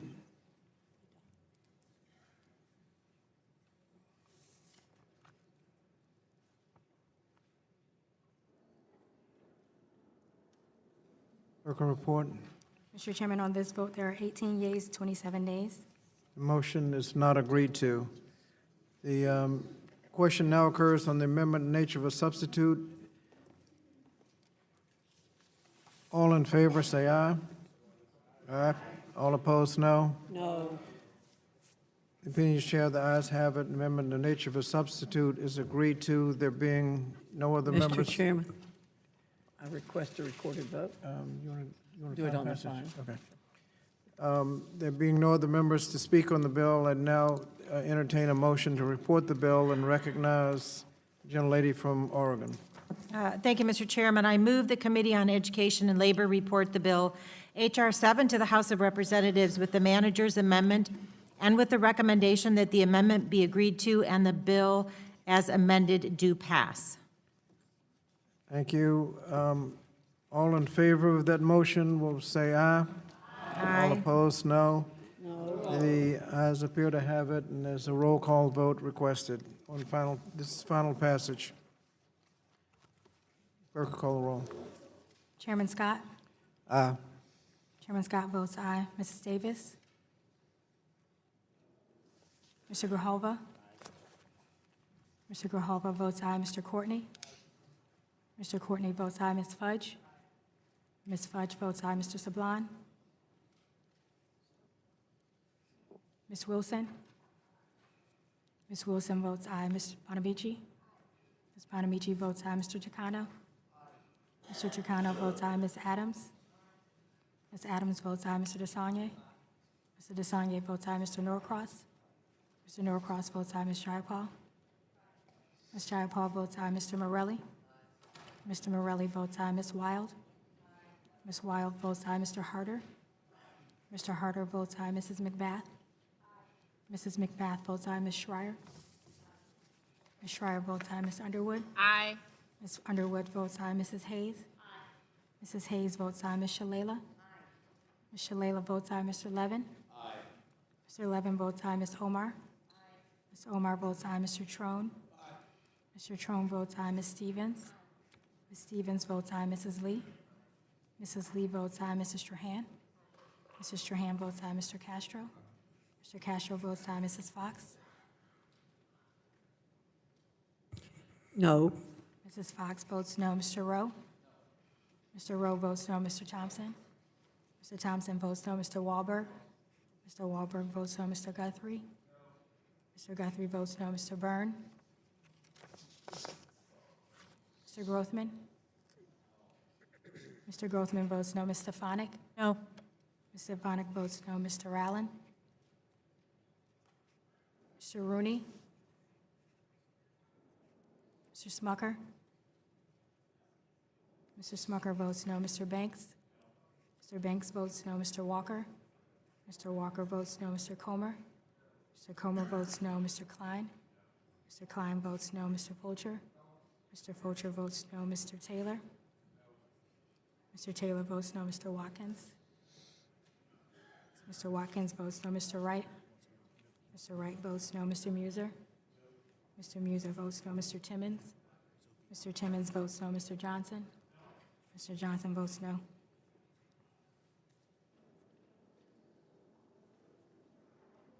Is anyone not recorded?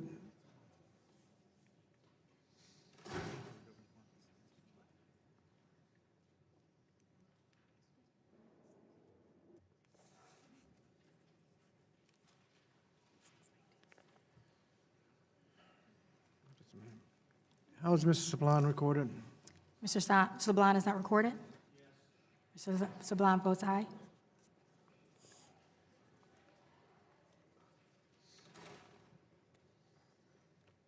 Clerk will report. Mr. Chairman, on this vote, there are 27 yeas, 19 nays. The ayes have it. The motion to report H.R. 7 is passed. And I recognize the gentlelady from Oregon.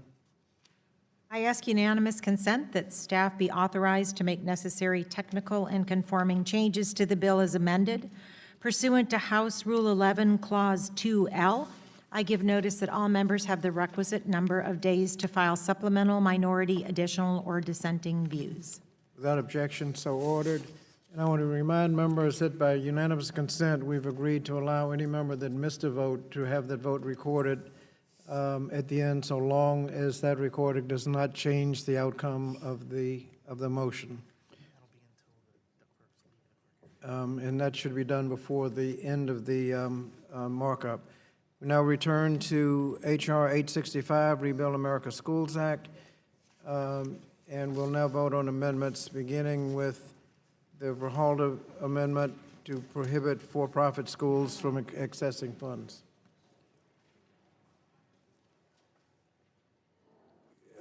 Clerk will call the roll. Chairman Scott? Yes. Chairman Scott votes aye. Mrs. Davis? Mr. Grijalva? Yes. Mr. Grijalva votes aye. Mr. Courtney? Mr. Courtney votes aye. Ms. Fudge? Ms. Fudge votes aye. Mr. Sablan? Mr. Sablan votes aye. Ms. Wilson? Ms. Wilson votes aye. Ms. Bonamici? Ms. Bonamici votes aye. Mr. Chicano? Ms. Adams? Ms. Adams votes aye. Mr. DeSaulnier? Mr. DeSaulnier votes aye. Mr. Norcross? Mr. Norcross votes aye. Ms. Jayapal? Ms. Jayapal votes aye. Mr. Morelli? Mr. Morelli votes aye. Ms. Wild? Ms. Wild votes aye. Mr. Harder? Mr. Harder votes aye. Mrs. McBath? Mrs. McBath votes aye. Ms. Schreier? Ms. Schreier votes aye. Ms. Underwood? Aye. Ms. Underwood votes aye. Mrs. Hayes? Mrs. Hayes votes aye. Ms. Shalala? Ms. Shalala votes aye. Mr. Levin? Mr. Levin votes aye. Ms. Omar? Ms. Omar votes aye. Mr. Trone? Mr. Trone votes aye. Ms. Stevens? Ms. Stevens votes aye. Mrs. Lee? Mrs. Lee votes aye. Mrs. Strahan? Mrs. Strahan votes aye. Mr. Castro? Mr. Castro votes aye. Mrs. Fox? No. Mrs. Fox votes no. Mr. Rowe? Mr. Rowe votes no. Mr. Thompson? Mr. Thompson votes no. Mr. Wahlberg? Mr. Wahlberg votes no. Mr. Guthrie? Mr. Guthrie votes no. Mr. Byrne? Mr. Grothman? Mr. Grothman votes no. Ms. Stefanik? No. Ms. Stefanik votes no. Mr. Allen?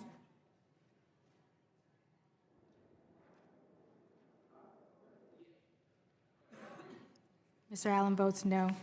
Mr. Rooney? Mr. Smucker? Mr. Smucker votes no. Mr. Banks? Mr. Banks votes no. Mr. Walker? Mr. Walker votes no. Mr. Comer? Mr. Comer votes no. Mr. Klein? Mr. Klein votes no. Mr. Fulcher? Mr. Fulcher votes no. Mr. Taylor? Mr. Taylor votes no. Mr. Watkins? Mr. Watkins votes no. Mr. Wright? Mr. Wright votes no. Mr. Muser? Mr. Muser votes no. Mr. Timmons? Mr. Timmons votes no. Mr. Johnson? Mr. Johnson votes no.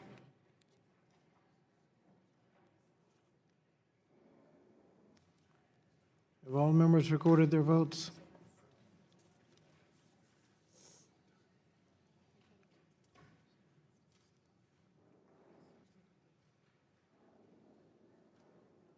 Clerk will report. Mr. Chairman, on this vote, there are 26 yeas, 20 nays. The amendment is agreed to. The next amendment is a Stefanik amendment on reservation of funds for rural local education agencies. Clerk will call the roll. Chairman Scott? No. Chairman Scott votes no. Mrs. Davis? Mr. Grijalva? Mr. Grijalva votes no. Mr. Courtney? Mr. Courtney votes no. Ms. Fudge? Ms. Fudge votes no. Mr. Sablan? Mr. Sablan votes no. Ms. Wilson? Ms. Wilson votes no. Ms. Bonamici? Ms. Bonamici votes no. Mr. Chicano? Ms. Adams? Ms. Adams votes no. Mr. DeSaulnier? Mr. DeSaulnier votes no. Mr. Norcross? Mr. Norcross votes no. Ms. Jayapal? Ms. Jayapal votes no. Mr. Morelli? Mr. Morelli votes no. Ms. Wild? Ms. Wild votes no. Mr. Harder? Mr. Harder votes no. Mrs. McBath? Mrs. McBath votes no. Ms. Schreier? Ms. Schreier votes no. Ms. Underwood? No. Ms. Underwood votes no. Mrs. Hayes? Mrs. Hayes votes no. Ms. Shalala? Ms. Shalala votes no. Mr. Levin? Mr. Levin votes no. Ms. Omar? Ms. Omar votes no. Mr. Trone? Mr. Trone votes no. Ms. Stevens? Ms. Stevens votes no. Mrs. Lee? Mrs. Lee votes no. Mrs. Strahan? Mrs. Strahan votes no. Mr. Castro? Mr. Castro votes no. Mrs. Fox? Yes. Mrs. Fox votes aye. Mr. Rowe? Mr. Rowe votes aye. Mr. Thompson? Mr. Thompson votes aye. Mr. Wahlberg? Mr. Wahlberg votes aye. Mr. Guthrie? Mr. Guthrie votes aye. Mr. Byrne? Mr. Grothman? Mr. Grothman votes aye. Ms. Stefanik? Aye. Ms. Stefanik votes aye. Mr. Allen? Mr. Allen votes aye. Mr. Rooney? Mr. Smucker? Mr. Smucker votes aye. Mr. Banks? Mr. Banks votes aye. Mr. Walker? Mr. Walker votes aye. Mr. Comer? Mr. Comer votes aye. Mr. Klein? Mr. Klein votes aye. Mr. Fulcher? Mr. Fulcher votes aye. Mr. Taylor? Mr. Taylor votes aye. Mr. Watkins?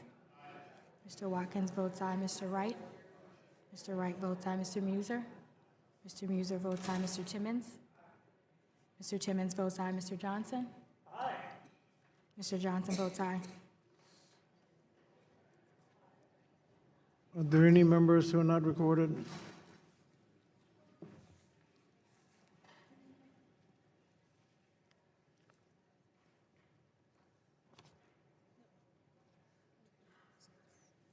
Clerk will report.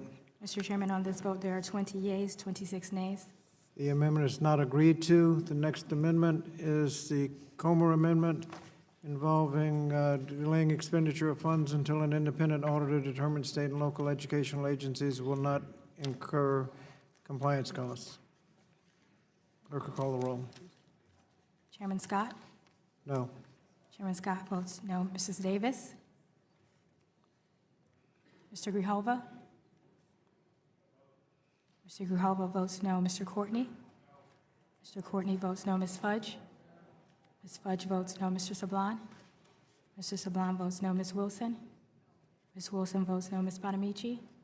Ms. Bonamici votes no. Mr. Takano? Ms. Adams? Ms. Adams votes no. Mr. DeSagne? Mr. DeSagne votes no. Mr. Norcross? Mr. Norcross votes no. Ms. Jayapal? Ms. Jayapal votes no. Mr. Morelli? Mr. Morelli votes no. Ms. Wild? Ms. Wild votes no. Mr. Harder? Mr. Harder votes no. Mrs. McBath? Mrs. McBath votes no. Ms. Schreier? Ms. Schreier votes no. Ms. Underwood? No. Ms. Underwood votes no. Mrs. Hayes? Mrs. Hayes votes no. Ms. Shalala? Ms. Shalala votes no. Mr. Levin? Mr. Levin votes no. Ms. Omar? Ms. Omar votes no. Mr. Trone?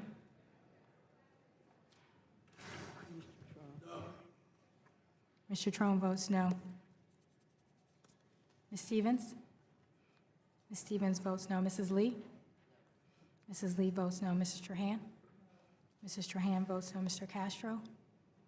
Mr. Castro votes no. Mrs. Fox? Yeah, aye. Mrs. Fox votes aye. Mr. Rowe? Aye. Mr. Rowe votes aye. Mr. Thompson? Mr. Thompson votes aye. Mr. Wahlberg? Mr. Wahlberg votes aye. Mr. Guthrie?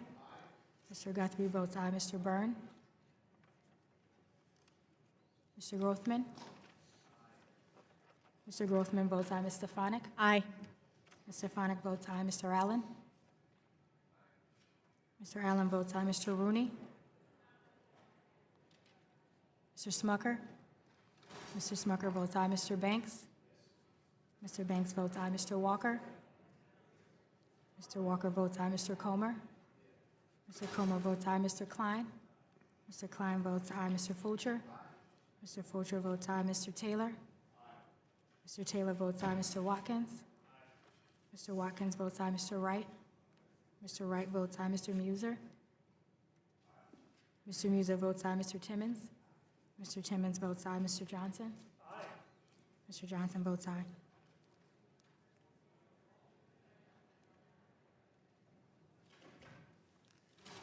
Is anyone who's not recorded?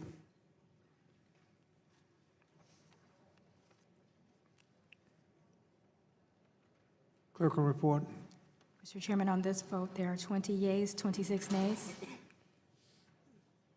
The amendment is not adopted. The next amendment is the second amendment offered by the gentleman from Indiana, Mr. Banks. Gentlemen, the amendment was defeated on a voice vote. Gentleman from Indiana. The motion for the recorded vote is withdrawn. Appreciate that, and the amendment is not agreed to.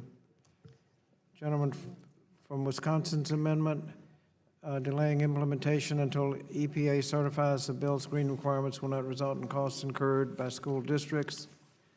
The clerk will call the roll. Chairman Scott? No. Chairman Scott votes no. Mrs. Davis? Mr. Grijalva? Mr. Grijalva votes no. Mr. Courtney? Mr. Courtney votes no. Ms. Fudge? Ms. Fudge votes no. Mr. Sablon?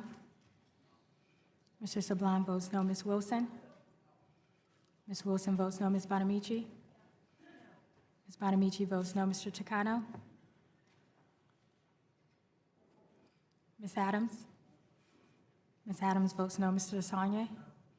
Mr. DeSagne votes no. Mr. Norcross? Mr. Norcross votes no. Ms. Jayapal? Ms. Jayapal votes no. Mr. Morelli? Mr. Morelli votes no. Ms. Wild? Ms. Wild votes no. Mr. Harder? Mr. Harder votes no. Mrs. McBath? Mrs. McBath votes no. Ms. Schreier? Ms. Schreier votes no. Ms. Underwood? No. Ms. Underwood votes no. Mrs. Hayes? Mrs. Hayes votes no. Ms. Shalala? Ms. Shalala votes no. Mr. Levin? No. Mr. Levin votes no. Ms. Omar?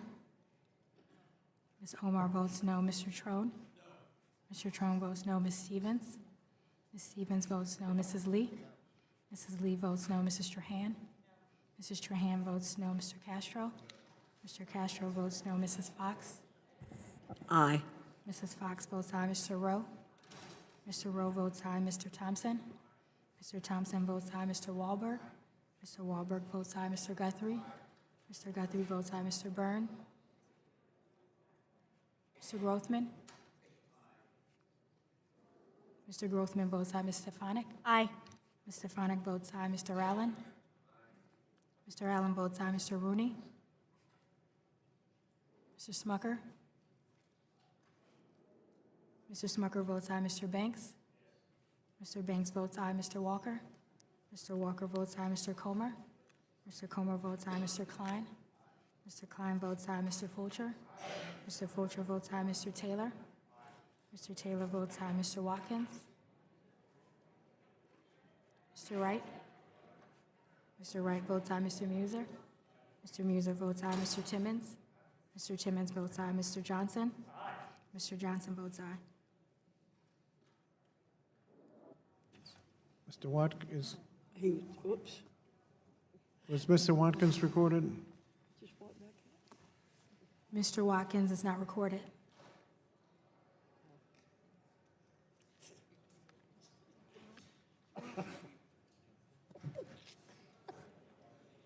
How is Mr. Watkins recorded? Mr. Watkins is not recorded. Mr. Watkins votes aye.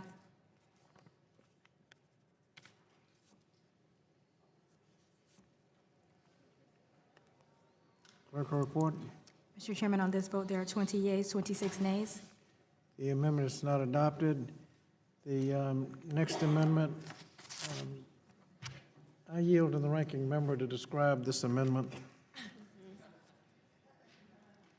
Well, I just think we should call this bill the Trojan Horse Bill. Clerk will call the roll. Chairman Scott? No. Chairman Scott votes no. Mrs. Davis? Mr. Grijalva? Mr. Grijalva votes no. Mr. Courtney? Mr. Courtney votes no. Ms. Fudge? Ms. Fudge votes no. Mr. Sablon? Mr. Sablon votes no. Ms. Wilson? Ms. Wilson votes no. Ms. Bonamici? Ms. Bonamici votes no. Mr. Takano? Ms. Adams? Ms. Adams votes no. Mr. DeSaulnier? Mr. DeSaulnier votes no. Mr. Norcross? Mr. Norcross votes no. Ms. Jayapal? Ms. Jayapal votes no. Mr. Morelli? Mr. Morelli votes no. Ms. Wild? Ms. Wild votes no. Mr. Harder? Mr. Harder votes no. Mrs. McBath? Mrs. McBath votes no. Ms. Schreier? Ms. Schreier votes no. Ms. Underwood? No. Ms. Underwood votes no. Mrs. Hayes? Mrs. Hayes votes no. Ms. Shalala? Ms. Shalala votes no. Mr. Levin? Mr. Levin votes no. Ms. Omar? Ms. Omar votes no. Mr. Trone? No. Mr. Trone votes no. Ms. Stevens? Mrs. Lee? Mrs. Lee votes no. Mrs. Strahan? Mrs. Strahan votes no. Mr. Castro? Mr. Castro votes no. Mrs. Fox? Yes. Mrs. Fox votes aye. Mr. Rowe? Mr. Rowe votes aye. Mr. Thompson? Mr. Thompson votes aye. Mr. Wahlberg? Mr. Wahlberg votes aye. Mr. Guthrie? Mr. Guthrie votes aye. Mr. Byrne? Mr. Grothman? Mr. Grothman votes aye. Ms. Stefanik? Aye. Ms. Stefanik votes aye. Mr. Allen? Mr. Allen votes aye. Mr. Rooney? Mr. Smucker? Mr. Smucker votes aye. Mr. Banks? Mr. Banks votes aye. Mr. Walker? Mr. Walker votes aye. Mr. Comer? Mr. Comer votes aye. Mr. Klein? Mr. Klein votes aye. Mr. Fulcher? Mr. Fulcher votes aye. Mr. Taylor? Mr. Taylor votes aye. Mr. Watkins? Mr. Wright? Mr. Watkins? Mr. Watkins votes aye. Mr. Wright? Mr. Wright votes aye. Mr. Muser? Mr. Muser votes aye. Mr. Timmons? Mr. Timmons votes aye. Mr. Johnson? Mr. Johnson votes aye.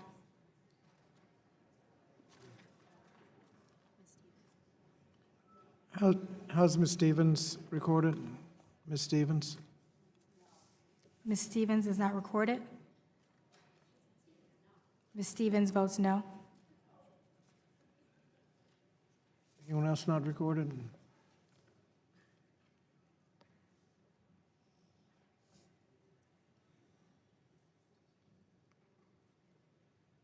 Clerk will report. Mr. Chairman, on this vote, there are 20 yeas, 26 nays. The motion is not agreed to. There being no further amendments to the amendment in nature of a substitute, the question now is on the amendment in nature of a substitute. All in favor of the amendment in nature of a substitute as amended will vote aye. Aye. All opposed, no. No. The ayes have it. The amendment in nature of a substitute is agreed to. And now I recognize the gentlelady from Oregon for a motion. Mr. Sablon, excuse me. Mr. Sablon for a motion. Thank you, Mr. Chairman. I move that the Committee on Education and Labor report HR 865 to the House of Representatives with the manager's amendment and with the recommendation that the amendment be agreed to and the bill as amended do pass. There's a motion made to report the bill. All in favor, say aye. Aye. All opposed, no. No. Mr. Chairman, I ask for a Request for a recorded vote. Clerk will call the roll. Chairman Scott? Aye. Chairman Scott votes aye. Mrs. Davis? Mr. Grijalva? Mr. Grijalva votes aye. Mr. Courtney? Mr. Courtney votes aye. Ms. Fudge? Aye. Ms. Fudge votes aye. Mr. Sablon? Yes. Mr. Sablon votes aye. Ms. Wilson? Ms. Wilson votes aye. Ms. Bonamici? Ms. Bonamici votes aye. Mr. Takano? Ms. Adams? Ms. Adams votes aye. Mr. DeSaulnier? Mr. DeSaulnier votes aye. Mr. Norcross? Mr. Norcross votes aye. Ms. Jayapal? Ms. Jayapal votes aye. Mr. Morelli? Mr. Morelli votes aye. Ms. Wild? Ms. Wild votes aye. Mr. Harder? Mr. Harder votes aye. Mrs. McBath? Mrs. McBath votes aye. Ms. Schreier? Ms. Schreier votes aye. Ms. Underwood? Aye. Ms. Underwood votes aye. Mrs. Hayes? Mrs. Hayes votes aye. Ms. Shalala? Yes. Ms. Shalala votes aye. Mr. Levin? Aye. Mr. Levin votes aye. Ms. Omar? Ms. Omar votes aye. Mr. Trone? Aye. Mr. Trone votes aye. Ms. Stevens? Ms. Stevens votes aye. Mrs. Lee? Mrs. Lee votes aye. Mrs. Trahan? Mrs. Trahan votes aye. Mr. Castro? Mr. Castro votes aye. Mrs. Fox? No. Mrs. Fox votes no. Mr. Rowe? Mr. Rowe votes no. Mr. Thompson? Mr. Thompson votes no. Mr. Wahlberg? Mr. Wahlberg votes no. Mr. Guthrie? Mr. Guthrie votes no. Mr. Byrne? Mr. Grothman? Mr. Grothman votes no. Ms. Stefanik? Ms. Stefanik votes no. Mr. Allen? Mr. Allen votes no. Mr. Rooney? Mr. Smucker? Mr. Smucker votes no. Mr. Banks? Mr. Banks votes no. Mr. Walker? Mr. Walker votes no. Mr. Comer? Mr. Comer votes no. Mr. Klein? Mr. Klein votes no. Mr. Fulcher? Mr. Fulcher votes no. Mr. Taylor? Mr. Taylor votes no. Mr. Watkins? Mr. Watkins votes no. Mr. Wright? Mr. Wright votes no. Mr. Muser? Mr. Muser votes no. Mr. Timmons? Mr. Timmons votes no. Mr. Johnson? Mr. Johnson votes no.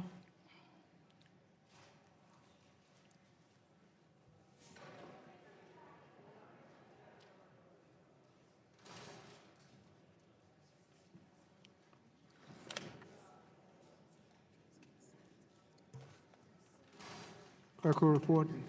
Mr. Chairman, on this vote, there are 26 yeas, 20 nays. The ayes have it, and the motion is agreed to. H.R. 7 is ordered reported to the House of Representatives. Chair notes that a quorum, 865 is reported to the House of Representatives. Recognize the gentleman from the Marinette Islands. Thank you, Mr. Chairman. I ask unanimous consent that staff be authorized to make necessary technical and conforming changes to the bill as amended pursuant to House Rule 11 and Clause 2L. I give notice that all members have the requisite number of days to file supplemental, minority, additional, or dissenting views. Without objection, it's so ordered. Is there any other business to come before the committee? I want to thank all of the members for their attendance and hard work and the way this was conducted. Thank you very much. Thank you, Mr. Chairman. Committee is adjourned.